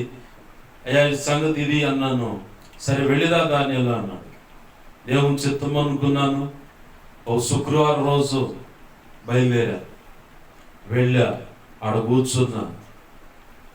అదే టైంకి నేను ఆడకు వచ్చానని ఒక అక్కకు తెలిసింది. వరుసకు మేనత్ అవుతుంది. ఆ వస్తూ ఉంటే ప్రభు అంటా ఉన్నాడు, అది వచ్చి నిలబడ్డా వాళ్ళకే నువ్వు చెప్పాల్సిందా. సరే ప్రభు, నా పగలున్నాను, సాయంత్రం 6 గంటల నుంచి రాత్రి 12 గంటల వరకు ఇద్దరికే ప్రసంగం చెప్పాను. నా మొట్టమొదటి ప్రసంగం యొక్క టైం అది. దేవునికి మహిమ కలుగును గాక. హల్లెలూయా. సాయంత్రం 6 గంటలకు మొదలుకుంటే రాత్రి 12 గంటల వరకు భార్యకు 9 దాకా చెప్పా. ఆ నుంచి ఆయన వచ్చాడు. ఏమో పోగాల్లో బిర్యానీ ప్యాకెట్ తెచ్చింది. అప్పటికే డైజెషన్ కరెక్ట్ లేదు. ఆ బిర్యానీ ప్యాకెట్ తినాల్సి వచ్చింది. ఏమో వచ్చా అంది, అంతే. ఆయన ఒక బిర్యానీ ప్యాకెట్ తెచ్చిండు. చచ్చినట్టు కరెక్ట్ లేదు, అయినా తినాలి, తప్పదు. 2 బిర్యానీ ప్యాకెట్లు తింటా కూడా వాక్యం చెబుతానే ఉన్న వాళ్ళకి. ఎన్ని గంటల ప్రసంగం అయింది? 6 నుంచి 12 గంటలు అంటే 6 గంటల ప్రసంగమా? మొట్టమొదటి ప్రసంగం టైం అది. ప్రభు మహోన్నత కృప 4-5 సంవత్సరాలు దాటిన తర్వాత నేను ఒక మాట విన్నాను. సింగరాయకొండ ప్రాంతంలో వారికి సంబంధించిన బంధువులు అక్కడ ఉన్నారు, స్వజనులు. ఆ ప్రాంతానికి వెళ్ళి ఇప్పుడు వాళ్ళు సేవ చేస్తున్నారు. దేవునికి మహిమ కలుగును గాక. హల్లెలూయా. ఆ రోజు వారి కోసం నేను పడ్డ ప్రయాసం, సంచరించిన ఆ స్థలములన్నీ ప్రభు లెక్కేశాడు. వారి నిమిత్తమై నేను ప్రభు సన్నిధిలో ఒకవేళ కన్నీరు కాచి ఉండొచ్చు, అవన్నీ ప్రభు లెక్క కట్టాడు. చెట్టు చివరికి తెలియని ఫలితార్థమైంది. 5 సంవత్సరాల తర్వాత 5 సంవత్సరాలు ఆ విషయం విన్నా కాడి నుంచి ప్రార్థన చేస్తానే ఉన్నాను. విన్నా తర్వాత ఇప్పుడు సేవక వాళ్ళ కోసం ప్రార్థన చేస్తాను. ప్రభునందు నీ ప్రయాస ఎప్పటికీ వ్యర్థం కాదు, ఎప్పటికీ వ్యర్థం కాదు. ఇదే 2వ లైన్లో పైన ఉన్న ఇంట్లో ఉన్నప్పుడు నేను ప్రభుని ఒక మాట అడిగాను. ఏం ప్రభువా, ఎవడు లేడని చెప్పని ఎలా పడితే అలా మాట్లాడుతున్నారు, అందరూ హేళన చేస్తున్నారు, తృణీకరిస్తున్నారు. ఇతన్నే కనుక సేవకు పిలిస్తే ఎవరో ఒకళ్ళు రావాలి కదా, ఎవరు లేకుండా ఈ సేవ ఏంది, మమ్మల్ని ఇబ్బంది పెడుతుందని ఇలా అనుకుంటా ఉన్నారు. అయ్యా, నన్ను నవ్వులు పాలు చేస్తున్నావా ఏందని ప్రభుని అడిగి ఆ రోజు నిద్రలోకి విశ్రమించినప్పుడు ప్రభు మాట్లాడుతూ ఉన్నాడు. ఆ కలలో ఒక గోడ అడ్డంగా ఉంది, నాకు ఇలానే నిలబడి ప్రసంగిస్తా ఉన్నాను. ఆ గోడ పక్కన వందలాది మంది, ఇంచుమించుగా 100 మంది ఉంటారేమో, నోట్బుక్ తీసుకొని చక్కగా చెప్తున్న ప్రతి రెఫరెన్స్ రాసుకుంటా వాక్యం శ్రద్ధగా. ఒక ప్రైవేట్ స్కూల్లో ప్రైవేట్ చదవటానికి వెళ్ళిన పిల్లలు ఒకళ్ళ వెనకాల ఒకళ్ళు బుక్స్ పట్టుకొని ఎలా అయితే కూర్చుంటారు, వరుసగా క్రమంగా కూర్చొని ఆ కళలో కనపడుతూ ఉన్నారు. తెల్లారేసి సంతోషమైంది. నా ప్రయాసం అర్థం కాలేదు, నా ప్రభు కృపను బట్టి. నేను ఎప్పటికైనా నమ్ముతాను, నా దగ్గరకు వచ్చి కూర్చున్న వాళ్ళు లెక్క కాదు, నా దగ్గరికి రాకుండా ఈ వాక్యాలు విన్నవాళ్ళు చాలా మంది ఉన్నారు. అసలు నేను అనుకోలేదు, అసలు 10 లక్షల పైచులకు శిష్యులైన సేవక గణాన్ని నేను సిద్ధపరచడం ఏంది, నా బ్రతుకేనా అనుకున్నాను. ఆశ్చర్యకరంగా ఒక దైవజనుడిని, తన ఆత్మీయ తండ్రి కూడా సేమ్ నాలాగానే ఉంటాడు. మొన్న ఫోటో పంపించానంటే మొన్న పంపించా ఫోటో, అన్న మీ ఫోటో పంపించండి అని చెప్పంటే కొత్తగా ఒక ఫోటో దిగితే, ఎందుకో ప్రభు ఫుల్ ఫోటో ఒకటి దిగని చెప్పంటే ఆ ఫుల్ ఫోటో దిగితే దాన్ని ఆ అన్నయ్యకి పంపించాను. మా ఆత్మీయ తండ్రిలాగా ఉంటారన్న. నిన్న పోయినప్పుడు కూడా ఫోటో తీసుకుంటా ఉన్నాడు. వద్దులే, నేను పంపిస్తాలే ఉండని చెప్పని పంపించాను. ఒక దైవజనుడే ప్రభు నన్ను అంటే ఈ బోధను, ఈ పరిచయం వెంబడించేలాగా ఒక దైవజనుడు ప్రభు ఇచ్చాడు. ఎంత ఆశ్చర్యం అది!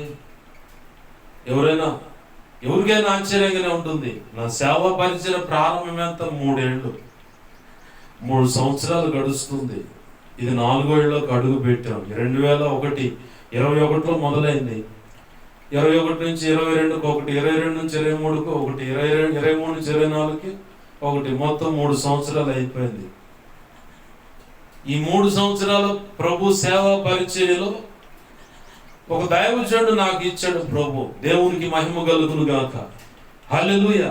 ఫలభరితమైన సేవ కాదా?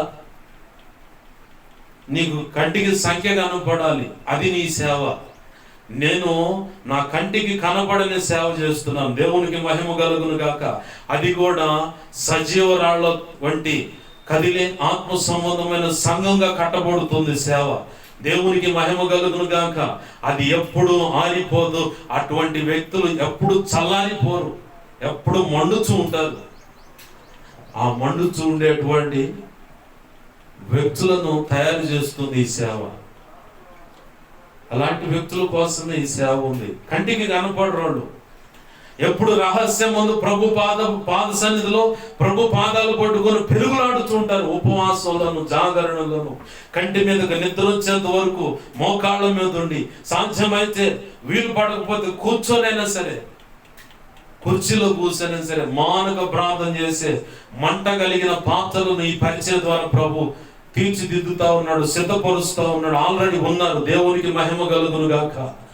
హల్లెలూయా. ఇంతకంటే గొప్ప సేవ ఏం కావాలండి? మందిని సమకూర్చుకొని ఇంకేదో గొప్ప లోపల అంటారు, వాపు చూసి బలుపు అనుకుంటారు రావాడు అని చెప్పాను. నేను అది చూసుకోవట్లా. నా ప్రభు చెప్పినట్లుగా ఆత్మ సంబంధమైన సంఘం, ఆత్మ సంబంధమైన మందిరం, సజీవరాలుగా వాటిని కట్టాల. మండేటువంటి వ్యక్తులు. యోహాను సువార్త 5:35 మొదటి భాగంలో చెప్పబడి ఉంటుంది, అతడు మండుచు ఉన్న దీపమై ఉండెను. బాప్తిస్మిచ్చి యోహాను గురించి రాయబడి ఉంటుంది అక్కడ. అతడు మండుచు ఉన్న దీపమై ఉండెను. మండుచు ఉన్న దీపం ఆరిపోతండి. నూనె తక్కువ కానిడు నా ప్రభు. దేవునికి మహిమ కలుగును గాక. హల్లెలూయా. నూనె తక్కువ కానిడు నా ప్రభు. నూనె తక్కువ అవుతుందంటే ఎప్పటికప్పుడు రేపు చేస్తూ ఉంటాడు. నువ్వు మోకాళ్ళ మీద నిలబడాలని చెప్పాను. రేపు ఆయనే సిద్ధపరుస్తాడు నా ప్రభు తన బిడ్డలను. నేను సంచరించిన సంచారము లెక్కగట్టబడ్డాయి. దానికి తగ్గట్టుగానే ప్రతిఫలము కూడా నా ప్రభు నాకు ఇచ్చాడు. ఇక ముందు కూడా ఇస్తాడు. ఆయన కృపను బట్టి ఇది జరుగుతుంది. అందును బట్టి ఆయనకి మహిమ కలుగును గాక. హల్లెలూయా. నేను చెప్పనా, పరిశుద్ధాత్మ కడువడి వర్షం అనే పాట 14 నెలలు బ్రేక్ అయింది. అది ముందుకు రాకుండా 2 సంవత్సరాలు రాసి మొత్తం 3-4 సంవత్సరాలు ప్రార్థన చేసి ప్రభు కృపచేత అది ముందుకు తీసుకొస్తే ఒక అన్నయ్య సాక్ష్యం ఇస్తా ఉన్నాడు, అన్న ఈ రోజు ఆ పాట వినకుండా నేను నిద్రపోలేదన్న రోజు లేదు. దేవునికి మహిమ కలుగును గాక.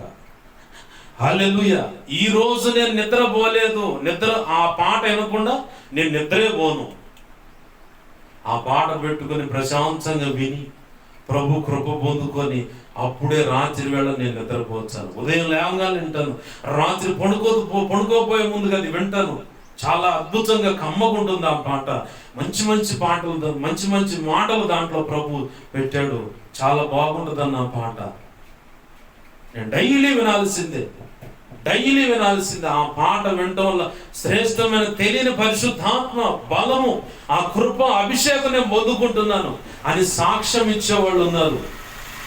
నేను ఆ పాట రాసినప్పుడు ఎందుకు రాశాను ప్రభు, ఎందుకు అనుకున్నాను, ప్రభు కృప చేత ఎందుకు రాయించావా అనుకున్నాను. ఒక వ్యక్తి ఎప్పుడైతే సాక్ష్యం ఇచ్చాడో, అతను కూడా నాకు తెలిసిన అతను ఒక ఆటో డ్రైవర్ అతను. అప్పుడప్పుడు మనకి డైలీ తండ్రి సన్నిధి ఈ నర్సాపేట ఈ పరిచయ కాడకు వస్తూ ఉంటాడు. దావీదు అన్నయ్య దగ్గరికి పగటి వేళ ఆరాధనలు అక్కడ కలుస్తాడు. అతను ఇచ్చిన సాక్ష్యం ఏంటంటే, ఈ పాట వినకుండా రేత్రి నేను నిద్రపోను. అంత కమ్మగుంటుంది ఆ పాట. ప్రభునందు నా ప్రయాస వ్యర్థమైపోయిందా? వాళ్ళు ప్రభు కృప పొందుకుంటుందో కూడా లెక్క కడతాడుగా నా ప్రభు. కడతాడా లేదా? ప్రభునందు ప్రియమైన దేవుని బిడ్డలారా, గమనించండి. నీ సంచారములన్నీ ప్రభు పేరట తిరిగే కూడా. నూనె పడక ముందు జరిగిన సందర్భాలు ఇప్పటి వరకు వివరించుకుంటూ వచ్చాను. బాప్తిస్మం అనుభవంలోకి వచ్చి కృప పొంది, అధికమైన కృప పొంది ఒక సేవకుడిగా బయలుదేరి చివరికి అభిషేకం పొందిన తర్వాత ప్రభు కృపను బట్టి ప్రయాణం కొనసాగితే ఆశ్చర్యకరమైన సంగతులు చేస్తా ఉన్నాడు. దేవునికి మహిమ కలుగును గాక. హల్లెలూయా. ఆశ్చర్యమైన సంగతులు, అసలు అలింగాని గొప్ప కార్యాలు అన్నమాట. ప్రభు అనుమతి లేదు కాబట్టి చవట్లేదు. కానీ నా బ్రతుకు నేను చూసుకుంటే అసలు నేను దైవజనుల మీద చేతులుంచి ప్రార్థన చేయటం ఏంది, ఇవన్నీ గమనించకుండా చూస్తే నా బ్రతుకు నేను కనుక గమనించుకుంటే అసలు నా జీవితమేనా, నేను ఎక్కడ ఉండాలనుకున్నాను? బాప్తిజం పొంది తెల్లారితే చద్దాం. ఇది నా అనుభవం. ప్రభు ఎక్కడ తెచ్చాడు? అనేకులకు ఇవాళ నేను మాదిరిగా ఉండటానికి ప్రభు సహాయం చేశాడు. ప్రార్థన జీవితమైన, భక్తి సాధనైన, పరిచర్య విషయంలో నా ఆత్మీయత అంటే గర్వంగా సాక్ష్యం ఇస్తాడు ఆయన. అతనికి ఇచ్చిన పని అతను కరెక్ట్గా చేసుకొని, ఒకడితో సంబంధం లేదు, అతని పని చూసుకొని వెళ్ళిపోతాడు. ఇక అంతే. మొన్న ఒక అన్నయ్య చెప్తా ఉన్నాడు, ఏంది ఇలా సంఘం ఇలా ఇట్లా పరిస్థితి ఇలా అయిందంట అని చెప్పంటే అవునంటే ఇది దాని విషయంలో ఎలా జరిగింది ఏందని చెప్పాను. అడిగితే పోయి దైవజనుడిని అడిగిండండి ఇది సంగతి అని. అతని పని ఏదో అతను చేసుకుంటాడు, ఎవరితో పెట్టుకోడు. అతని విషయంలో నాకు ఏ ఇబ్బంది లేదు, అతని పని అతను చేసుకుని వెళ్ళిపోతాడు. పరిచారకుడుగా ఒక పరిచారకుడు రోల్ మోడల్ అంటే అతనే. వంకబెడచని ఉండదు, కరెక్ట్గా పరిచయం చేసుకొని వెళ్ళిపోతాడు. అట్లాంటి పరిచారకుడు నేను మళ్ళీ కలిగి ఉంటానో లేదో కూడా డౌటే అన్నది దైవజనుల యొక్క సాక్ష్యం. నాకు ఇచ్చిన ఏ పనైనా నమ్మకంగా చేస్తా, దాంట్లో సత్యం ఉంది. ఇప్పటికైనా సరే నేను ఇప్పుడు ఒక దైవజనుడిని కదా, సౌండ్ సిస్టమ్ కాడ ఉంటుందంటే ప్రభు చెప్పాడు వెళ్ళిపోయాడు, నిలబడ్డా ఇంకంతే. దైవజనుడు ఎంత హోదా మెయింటైన్ చేయాలంటే ఊరుకో పిచ్చి మొఖం. హోదా మెయింటైన్ చేయటం అంటే అధికారం చలాయించడం అయింది. నలుగురితో కలిసి వాళ్ళతో నేను ఒకడే మమేకం అని చెప్పని కలిసి వాళ్ళని ప్రోత్సహించుకుంటూ పోవటం అధికారం. దేవునికి మహిమ కలుగును గాక. హల్లెలూయా. ప్రభు ఏం చెప్పాడు? మీలో ఎవడైతే అధికారిగా ఉండదలిచాడో, పెద్దవాడిగా పైవాడిగా ఉండదలిచాడో వాడు మొదటిగా పరిచారకుడై ఉండాలి అన్నాడు. ఎవరికి? ఆ మందకు కానీ ఆ చుట్టుపక్కల ఉన్న వాళ్ళకి కానీ వాడు పరిచారకుడిగా ఉండాలి. అప్పుడే వాడు అధికారిగా కనపడతాడు. పరిచారకుడిగా ఉండకుండా నేను అధికారిగా ఉంటానంటే చల్లదో. ప్రభు లేకనా నువ్వు కొట్టేస్తున్నట్టు. అప్పుడు ప్రభు చెప్పిన మాటే కదా, శిష్యుల్లో కుమ్ములాట పడింది. నేను గొప్ప నేను గొప్ప అంటే లోకంలో ఉన్నాయా అధికార దాహాలు, అగ్రపీఠాలు ఎక్కాలని పరితాపాలు. మీలో ఎందుకు? మీలో ఎవడైతే మీకంటే పైవాడిగా ఉండాలనుకున్నాడో వాడు మొదటిగా మిగతా వాళ్ళకి పరిచారకుడై ఉండాలన్న. వాడు మొదటిగా మిగతా వాళ్ళకు పరిచారకుడై ఉండాలంటే తను తగ్గించుకొని వాళ్ళకి ప్రతి విషయంలో సహకరించే వ్యక్తిగా, సహాయపడే వ్యక్తిగా ఉంటే అప్పుడు నువ్వు ఎవడికైతే తను తగ్గించుకుంటాడో వాడు హెచ్చింపబడును అన్నాడు ప్రభు. దేవునికి మహిమ కలుగును గాక. నాకెందుకు అధికార దాహం? అసలు ఆ గోలే వద్దు నాకు. బాగానే ఉందిలే కానీ అసలు సబ్జెక్ట్ వదిలిపెట్టి పక్కకు తిరుగుతున్నావు అనుకుంటున్నారా? తిరగట్లా. నా ప్రభు పేరట నేను తిరుగుతున్న ప్రతిదీ లెక్క కట్టబడుతుందని చెప్పడానికి ఈ సంగతులు చెబుతున్నా. ప్రభు పేరట నువ్వు కూడా నడుం బిగించి కదిలితే నీ సంచారములన్నీ లెక్కించబడతాయి. లెక్కించబడుతున్న కాడ నువ్వు కార్చే కన్నీరు కూడా ఆయన కవిలలో పట్టబడుతుంది. దేవునికి మహిమ కలుగును గాక. హల్లెలూయా. ప్రభు పేరట నువ్వు కదిలి వెళ్ళి ఆ సంచరించి ఆ ప్రాంతంలో ఎవరి నిమిత్తమైతే నువ్వు కన్నీరు గారుస్తూ ఉంటావో ఆ కన్నీరు ఖచ్చితంగా ప్రభు యొక్క కవిల ఏముంది? ప్రభు యొక్క నా కన్నీళ్లు నీ బుడ్డిలో నుంచబడి ఉన్నవి. నీ బుడ్డి అంటే ప్రభుకు దగ్గర ప్రత్యేకంగా కన్నీరు గార్చిన వారి యొక్క కన్నీరు పట్టేటువంటి ఒక పాత్ర ఉన్నది. ఆ పాత్రలో ఖచ్చితంగా అవి పట్టబడుతాయి. కొంతమంది హృదయంలో కపటాన్ని పెట్టుకొని హృదయంలో దోపు, దుర్మార్గత, పాపం, కీడు, శాపం, ఎదురున్న వారి మీద వ్యతిరేకత, భయంకరమైన దేవునికి నచ్చని అవలక్షణాలన్నీ వారి హృదయాల్లో పెట్టుకొని ప్రభు సన్నిధిలో ఏం ఎరగనట్టు కపట కన్నీరు గారుస్తూ ఉంటారు. కపట కన్నీరు గారుస్తూ ఉంటారు. ఆ కపట కన్నీరు ప్రభు యొక్క బుడ్డిలో పట్టబడదు. దానివల్ల నీకు ఇంకా శాపం వచ్చి పడుతుంది. దానివల్ల ఇంకా శాపం వచ్చి పడుతుంది. దావీదుకు ఒక కొడుకున్నాడు. దావీదు యొక్క ఉపపత్నుల పిల్లల్లో ఒకడు కొడుకున్నాడు. వాడి సొంత చెల్లి మీదే మనసు పట్టుకుంది. వాడి సొంత చెల్లెలే ఇష్టమైంది. ఆ సొంత చెల్లెల విషయంలో కాయిలా పడ్డాడట. వాడు కాయిలా పడతామంటే రోగగ్రస్తుడుగా మారి మంచం పట్టే పరిస్థితికి వచ్చాడు. కారణం ఏంది? తన సొంత చెల్లెలు తామార్ అనే ఒక సొంత చెల్లెలను వాడు ఇష్టపడుతున్నాడు. తామార్ అనే తన సొంత చెల్లెల్ని వాడు ఇష్టపడుతున్నాడు. వాడిని ఏం చేయాలి? సొంత చెల్లెల్ని ఇష్టపడుతుంటే ఇష్టపడి ముఖమంతా దిగులుగా పెట్టుకొని ఏందిరా అబ్బాయి అట్టున్నా అంటే ఎవడికి ఏం సమాధానం చెప్పట్లా. పక్కన ఒకడు ఇంకొక మంచి స్నేహితుడు ఉన్నాడు. వాడుండి అడుగుతున్నాడు, ఏం గురు ఏం సంగతి, ఎందుకు అంత దిగులు పడుతున్నావు? ఏం లేదులే, మాకు తెలుసులే కానీ ఏదో సంగతి ఉంది, లేకపోతే నువ్వు అంటుండవు, విషయం ఎందుకు చెప్పులే అని. ఏం లేదులే, మాకు తెలుసులేరా, నువ్వు చెప్పురా, ఈ అన్ని వారాలు మాకు తెలుసులే కానీ నువ్వు చెప్పు అని. ఏం లేదన్నా కదా, ఎందుకు బద్దాకులు అడుగుతావు? ఏం లేదన్నాను, ఏదో ఉందో లేదు చెప్పు అని. చూడండి, స్నేహితులు, నువ్వు ఒక ఆడపిల్లవైనా నీకు స్నేహితురాళ్ళున్నా, మగ పిల్లగాడివైనా నీకు స్నేహితులున్నా ఖచ్చితంగా ఇలానే గెలకోడి కనుక కదిలిచ్చి కదిలిచ్చి కదిలిచ్చి గెలకోడి అనే పురుగు ఉంటుంది. దాని ముఖం అంతా కాదు, ఒక ఇచ్చితరంగా ఉంటుంది, రెక్కలు ఉంటాయి దానికి. అది బొరబొర బాగుతూ ఉంటుంది, అప్పటికప్పుడు లేవుస్తుంది, దాన్ని గెలకోడి అంటారు. అది ఎప్పుడు కదిలిస్తూ ఉంటుంది అనమాట. రెండు దానికి ముందున్న చేతులు అంటే ఏవైతే ఉన్నాయో వాటిని ఎప్పుడు కదిలిస్తూ ఉంటుంది. ఈ పక్కనున్న స్నేహితులు కూడా ఇలానే కదిలిస్తూ ఉంటారు. జాప్యంగా రహస్యంగా ఉండవలసిన వాటిని అలానే ఉండనీయకుండా వాటిని కదిలించి కదిలించి బహిర్గతం చేయించుకొని వాటిని తెలుసుకొని ఇక వాళ్ళే ప్రచారం చేస్తాం. తెలుసా నీకు ఏందే పలానా పిల్ల ఉందే, పలానా నా స్నేహితురాలను చూడు, పలానా వ్యక్తి ఏమైంది, అదే లేనిపోయింది లేనిగా కూడా కల్పించి ఆమె జీవితాన్ని నాశనం చేయడానికి తయారవుతారు. స్నేహితురాళ్ళైనా స్నేహితులైనా ఆ వ్యక్తి యొక్క జీవితాన్ని నాశనం చేయడానికి తెగిస్తూ ఉంటారు.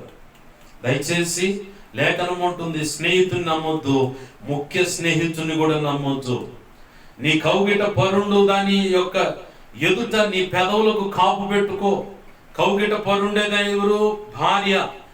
భార్యకు కూడా అన్ని విషయాలు చెప్పమాక, నీ నోటిని అదుపులో పెట్టుకొని జాగ్రత్తగా నీ భార్యతో మాట్లాడమంటుంది లేఖనం. మలాకి 3:7 మలాకి 3:7 మీకా గ్రంథం 7:5 ప్రకారము, మీకా గ్రంథం 7:5 లేఖనం చెబుతున్న మాట, నీవు స్నేహితుని నమ్మవద్దు, ముఖ్య స్నేహితుని నమ్మవద్దు. నీ కౌగిటిలో పడుకొని ఉన్న దాని ఎదుట నీ పెదవుల ద్వారములకు కాపు పెట్టుము. స్నేహితులతో చాలా జాగ్రత్తగా ఉండండి. లేనిపోయిన నిందలు తెచ్చి పెడతారు. అలాగనే స్నేహితుడని నీ భార్య నీ పక్కనుండగా నీ స్నేహితుడిని తెచ్చిపెట్టావా, ఇక చిన్నగా ఏమైందో తెలీదు. అలాగే ఎన్నో జీవితాలు నాశనం అయిపోయాయి. స్నేహితురాలు వల్ల కూడా ఎన్నో జీవితాలు నాశనం అయిపోయిన కాపురాలు ఉన్నాయి. స్నేహితుల వల్ల కూడా, పురుషుల వల్ల ఎందరో వారి సొంత స్నేహితుని యొక్క భార్యను వారు వశం చేసుకొని చివరికి తను కడతీర్చిన వాళ్ళు ఉన్నారు. తన సొంత స్నేహితురాలు యొక్క భర్తను వలలో వేసుకొని ఇక మేము మా ఇష్టమైన రీతిగా ఉన్నవాళ్ళు లేకపోలేదు. దయచేసి స్నేహితులు ఎక్కడ పట్టుకుండాలో, ఎంత పట్టుకుండాలో అంత మట్టిగా ఉండండి. నా ప్రాణ స్నేహితుడు ఉన్నాడు, మా నాన్నకు వాళ్ళ నాన్న స్నేహితుడు, వాడికి నేను స్నేహితుడు. పెళ్ళయింది. పెళ్లి రోజు వెంకటేశ్వర్లో బొమ్మ 7 కొండలు తిరుపతి అంటారుగా, ఆ బొమ్మ తీసుకున్నా, వెళ్ళాను, గిఫ్ట్గా ఇచ్చాను. వాడిని దగ్గర తీసుకొని కళ్ళ నిండా నీళ్లు తీసుకున్నా. నీకు ఇంతే లాస్ట్, ఇక నీకు నాకు మా చెల్లెలు అడ్డం వచ్చింది, ఇక నీ దగ్గరికి రావటం కష్టం. బావా చిలకలూరిపేటలో మార్కెట్లో కొన్నాళ్ళు ఉన్నాడు, బావా ఇక్కడ ఉంటున్నావు రా, నువ్వు రా అని చెప్పంటే నేను రానన్నా. కుదరదులే అని చెప్పంటే, లేదు బావా మా అమ్మాయి అడుగుతుంది, నువ్వు రావాలి బావా. సరే వచ్చాలే, మా అల్లుళ్ళు ఏం చేస్తున్నారు, వాళ్ళకి బాగా ఉన్నారు, నువ్వు రా ఇంటికి. వాడికి కనపడ్డప్పుడు అలా అడిగేవాడు, వత్తాలనేవాడు, కానీ ఇప్పటికి పోలా. దేవుడే దానికి సాక్షి. నా స్నేహితుడికి నాకు మధ్యలో మా చెల్లెలు వచ్చింది అనుకుని ఇక అంతే. అమ్మాయి కూడా అడిగేది, అన్న మీరు రాండి అన్న, మీ గురించి ఎక్కువ చెప్తూ ఉంటాడు. లేదు మాట. ఇక్కడికి వచ్చిన తర్వాత మురళి అనే స్నేహితుడు కలిశాడు. అతను పెళ్ళైన తర్వాత చాన్నాళ్ళు తర్వాత ఒకరోజు బలంతంగా నన్ను పట్టుకొని పోయిండు. ఆడకపోతే ఆ అమ్మాయి అంది, అన్నా నిన్నే కలవరిస్తూ ఉంటాడు, ఈ రోజు చెప్పని రోజు ఉండదు నీ గురించి, నిన్నే కలవరిస్తూ ఉంటాడు, ఎవరా ఏందనుకున్నాను మీరా అని చెప్పాను. ఇక అదే లాస్ట్ రోజు ఇంతటికి పోవాలి అక్కడికి. అది కూడా కష్టంగా వెళ్ళా. కరెక్ట్ కాదు నేను పోవటం అని. చుట్టూ లోకాన్ని గమనిస్తున్నాను నేను. స్నేహితురాలే వచ్చి నీ అన్నకే వలయచ్చు, స్నేహితురాలే నీ చెల్లెలకే సైట్ వేయచ్చు. ఎవడు చూశాడు నిన్ను?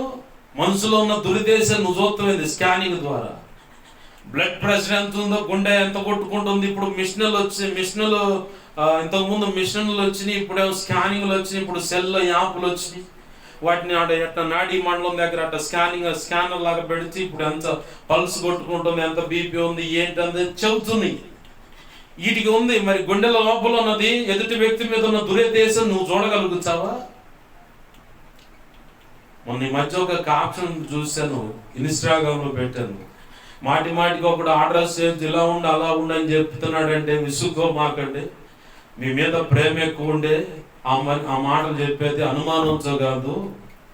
ఎందుకంటే చుట్టూ ఉన్న వాడి లోపల, హృదయం లోపల, మగవాడి యొక్క హృదయం లోపల ఏముంటుందో, ఎలాంటి ఆలోచన కలిగి ఉంటారో అది ఆ మగవాడికే తెలుసు.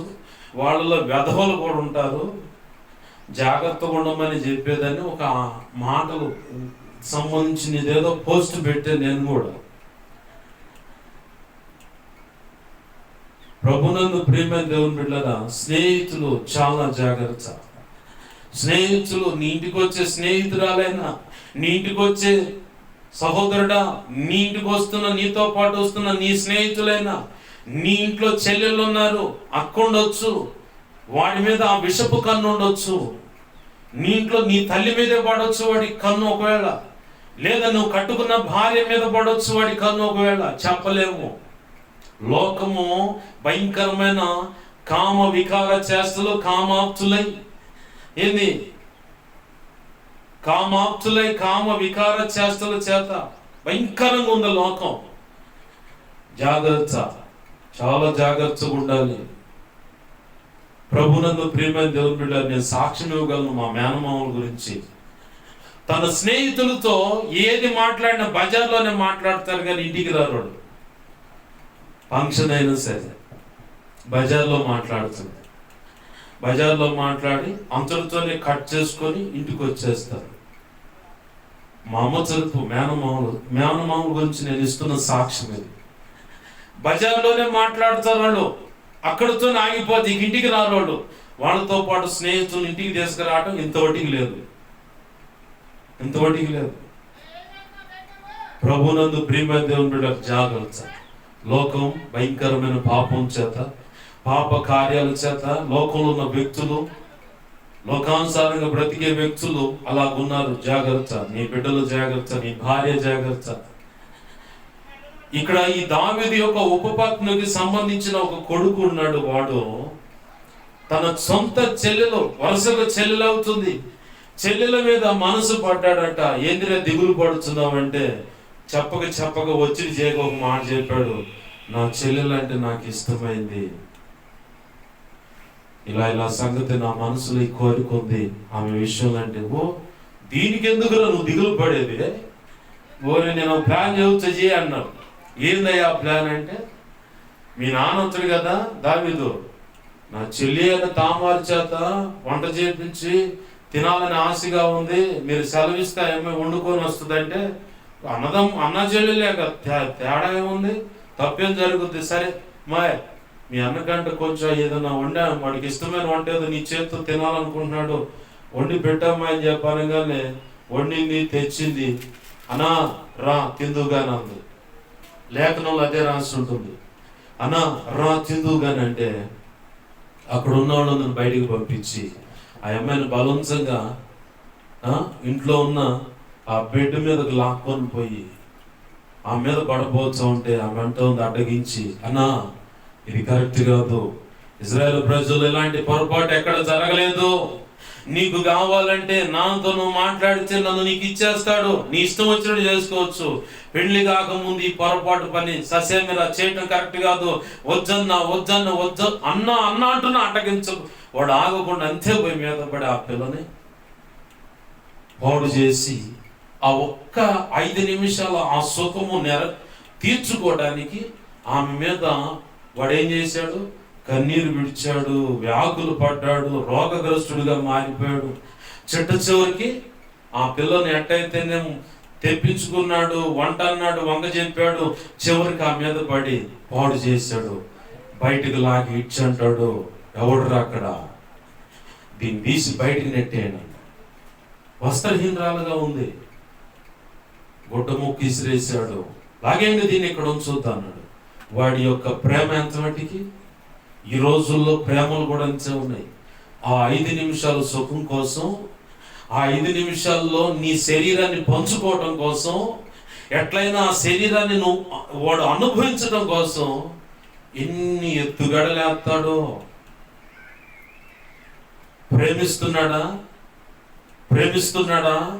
ప్రేమిస్తున్నానని చెప్తున్నాడా? శరీరంతో సంబంధం లేదు ప్రేమకి. మనసుకు మాత్రమే సంబంధం, హృదయానికి మాత్రమే సంబంధం ప్రేమ అంటే. శరీరాన్ని పంచుకునేది ప్రేమ కాదు. దౌర్భాగ్యులు ఏం చేస్తున్నారంటే శరీరాన్ని ఆశపడి దాన్ని అనుభవించాలని చెప్పని ప్రేమ అనే వంక పెట్టి దానికి అపకీర్తి తెస్తున్నారు. వీళ్ళు మాత్రము సుఖపడి బయటికి వెళ్తున్నారు. చివరికి ఏమంటది, నేను తేడా పడ్డాను, కాలు జారాను, వాడితో తప్పులు అడుగేసాను, ఇట్ అయిపోయింది నా జీవితం, అట్ట అయిపోయిందని. నువ్వు అనుమతిస్తేనే అయింది తప్ప నువ్వు అనుమతించకపోతే కాదు. వాడు చెప్పే మాయ మాటలకు నువ్వు లొంగావా, వాడి ఆడికి రమ్మంటే ఆడికి వెళ్ళావా, చచ్చావే, నీ జీవితం నాశనమైనట్టేగా, అయిపోయినట్టే. ప్రేమ అనేది మనస్సుకి, హృదయానికి సంబంధించింది, శరీరానికి సంబంధించింది కాదు. నిన్ను ప్రేమిస్తున్నా నేను వాడు వెంట పడుతున్నట్లయితే నీ శరీరాన్ని కోరుకోడు వాడు. ముందు అది గుర్తు పెట్టుకో. నీ శరీరాన్ని కోరుకోడు. నీ శరీరాన్ని కోరుకుంటున్నాడంటే వాడిది ప్రేమ కాదు, వ్యామోహం. ఆ 5 నిమిషాలు సుఖాన్ని పంచుకున్న తర్వాత పక్కకి వెళ్ళిపోతాడు. ఇట్లానే మోర్ సెంటర్లోనో బస్ స్టాండ్ బ్యాక్ సైడ్లోనో ఎక్కడో నేను కూర్చున్నా ఒక చోట, ఓ స్టూడియో దగ్గర ఎక్కడో మొత్తాన్ని కూర్చున్నాను. నేను కూర్చుంటే కాలేజీ పిల్లలు కూర్చున్నారు, పురుషులే మాట్లాడుకుంటా ఉన్నారు. నేను అన్ని అబ్జర్వ్ చేస్తాను.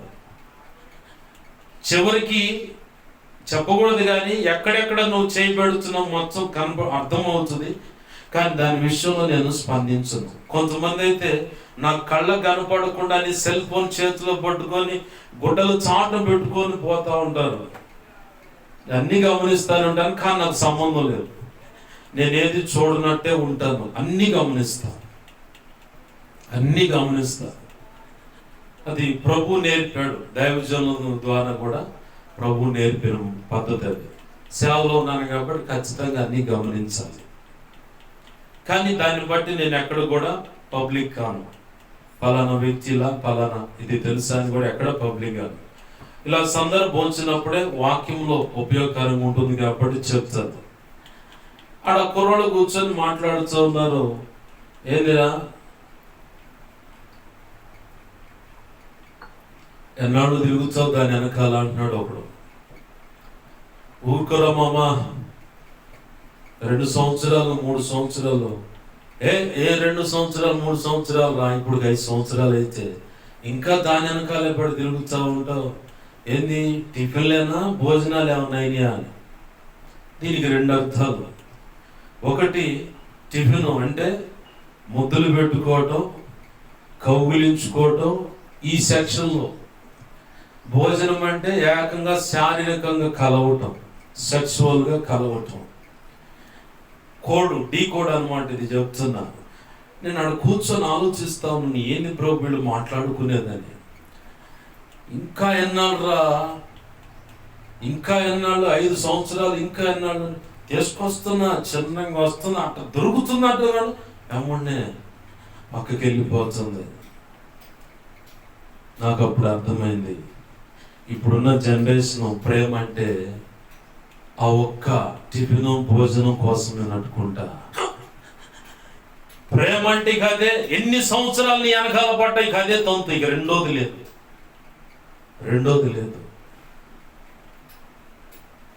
లేదు. ఈ తామారు విషయంలో దావీదు కొడుకు, దావీదు కూతురు వాళ్ళు ఇద్దరు కన్నీరు విడిచాడు. దేనికది? ఆ పిల్లను అనుభవించడానికి. ఆ తర్వాత ఏమైంది? ప్రేమిస్తున్నాను అన్నాడు. ఆ వ్యామోహం తెరంగానే వాడికి ఉన్న మంపు దిగిపోయింది. తీసేంట్రా దీన్ని అన్నాడు. ఆ పిల్ల ఏడ్చింటికి పోతే ఆ కన్నీరు వల్ల వచ్చింది ఏంటో తెలుసా? 2 ప్రాణాలు పోయాయి.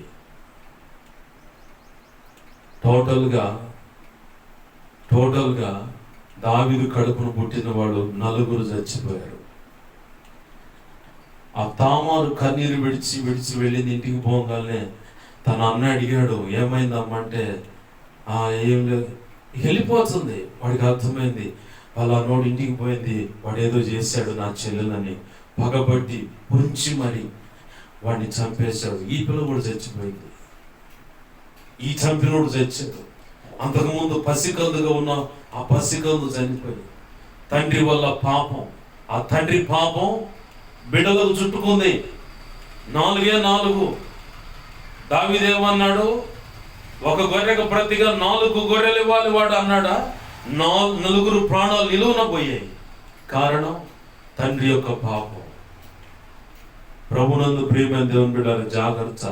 తల్లిదండ్రులుగా మీరు నమ్మకంగా బ్రతకండి ప్రభువులో. లేదా తల్లిదండ్రుల యొక్క పాపము బిడ్డల మీదకి 3-4 తరాల మీదకి వస్తుంది. బైబుల్లో ఒక తల్లి ఉంది, కడుపును పుట్టిన బిడ్డలను దుర్మార్గంగా పెంచింది. చిట్ట చివరికి ఆమె చేసిన దుర్మార్గాన్ని బట్టి కన్న బిడ్డలు పెద్ద ఎత్తైన కొండ మీదకు తీసుకుపోయి ఉరి పడితే ఆడ చచ్చిపోయి ఆ శవాలు అంచె ఆలాడుతూ ఉంటే ఈ తల్లి పోయి రాత్రి మగుళ్ళు ఆ శవాలు కాపలా కూర్చుంది తెలుసా? నిద్ర, ఆహారం, నీళ్లు మానేసి కడుపును పుట్టిన బిడ్డల యొక్క శవాలను ఆ క్రూర జంతువులు వచ్చి, కుక్కలు వచ్చి పట్టి పీకి తినిపోకుండా వాటి కోసం కాపలా కూర్చుంది. ఆమె చేసిన దుర్మార్గం పని ఏందో తెలుసా? తన స్వజనుల మీదే తన బిడ్డలను వ్యతిరేకంగా రేపింది. అరే వాళ్ళు మనకు శత్రువులు రా, కాదమ్మా మన ఇంటి పేరటోళ్ళే కదా, మనోళ్ళే కదా, అయితే కావచ్చురా మనకు శత్రువులు రా వాళ్ళు అని చెప్పిన దుర్మార్గతను పెంచి వాళ్ళలో బాగా నరాల్లోకి ఎక్కించింది.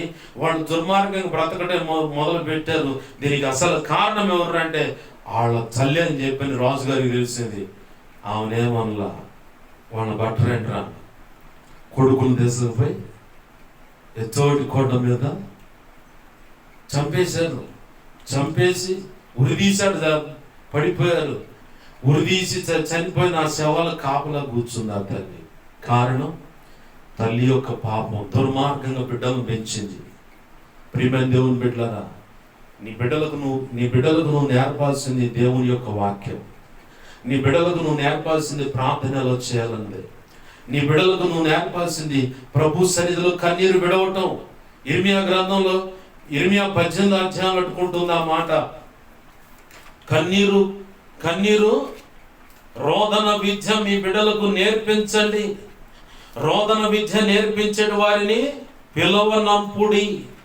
పిలవనంపించి ఏం చేయాలి? వాళ్ళని మీ బిడ్డలకు రోదన విద్యను నేర్పించండి. ఏం చేయాలంట? మీ బిడ్డలకు రోదన విద్య నేర్పించండి. ఇర్మియా గ్రంథం ఉంటుంది ఆ మాట.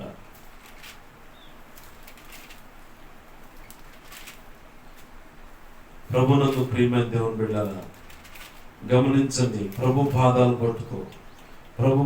పట్టుకొని ప్రభుని అడుగు. అయ్యా 9వ అధ్యాయము, ఇర్మియా 9వ అధ్యాయము 17, 18, 19, 20 వచనాల్లో ఈ మాట ఉంటుంది. రోదన విద్య నేర్పించండి మీ పిల్లలకి. రోదన విద్య అంటే ప్రార్థన చేయటం, కన్నీటి ప్రార్థన చేయటం మీరే నేర్పాలా. ఎలా నేర్పగలుగుతాం? సాధ్యమవుతుందంటే నువ్వే దేవుని పాదాలు పట్టుకొని ప్రార్థన చేస్తూ ఉండాలా. నువ్వు ఖచ్చితంగా గమనించాల్సిన విషయం ఏందో తెలుసా? తండ్రివైనా తల్లివైనా మీరు దాంపత్య జీవితంలో కానీ, కుటుంబ వ్యవహారాల్లో కానీ, ఆర్థిక ఇబ్బందుల్లో కానీ ఉన్నప్పుడు మీరు నడుస్తున్న వ్యవహార శైలి, పరిచయంలో అయినా, భక్తి సాధనలో అయినా, సేవ చేసే విషయంలో అయినా, నువ్వు చేసే ప్రతిదీ నీ బిడ్డలు గమనిస్తూ ఉంటారు. నువ్వు చేసే ప్రతిదీ నీ బిడ్డలు గమనిస్తూ ఉంటారు. నువ్వు ఇంకొకటికి నువ్వు వాళ్ళకి ప్రత్యేక నేర్పాల్సిన పని లేదు. నువ్వు చేసేది ప్రతిదీ వాళ్ళు నేర్చుకుంటారు. ఖచ్చితంగా ప్రతిదీ నేర్చుకుంటారు వాళ్ళు. నువ్వు తొందరపడి నీ భర్తను తిరుగుతున్నావా, వాళ్ళు కూడా తిడతారు. అమ్మ నా బూతులు తిడతారు, ఒక మాట లేదు. నీ భార్యను తిడుతున్నావా, వాళ్ళు కూడా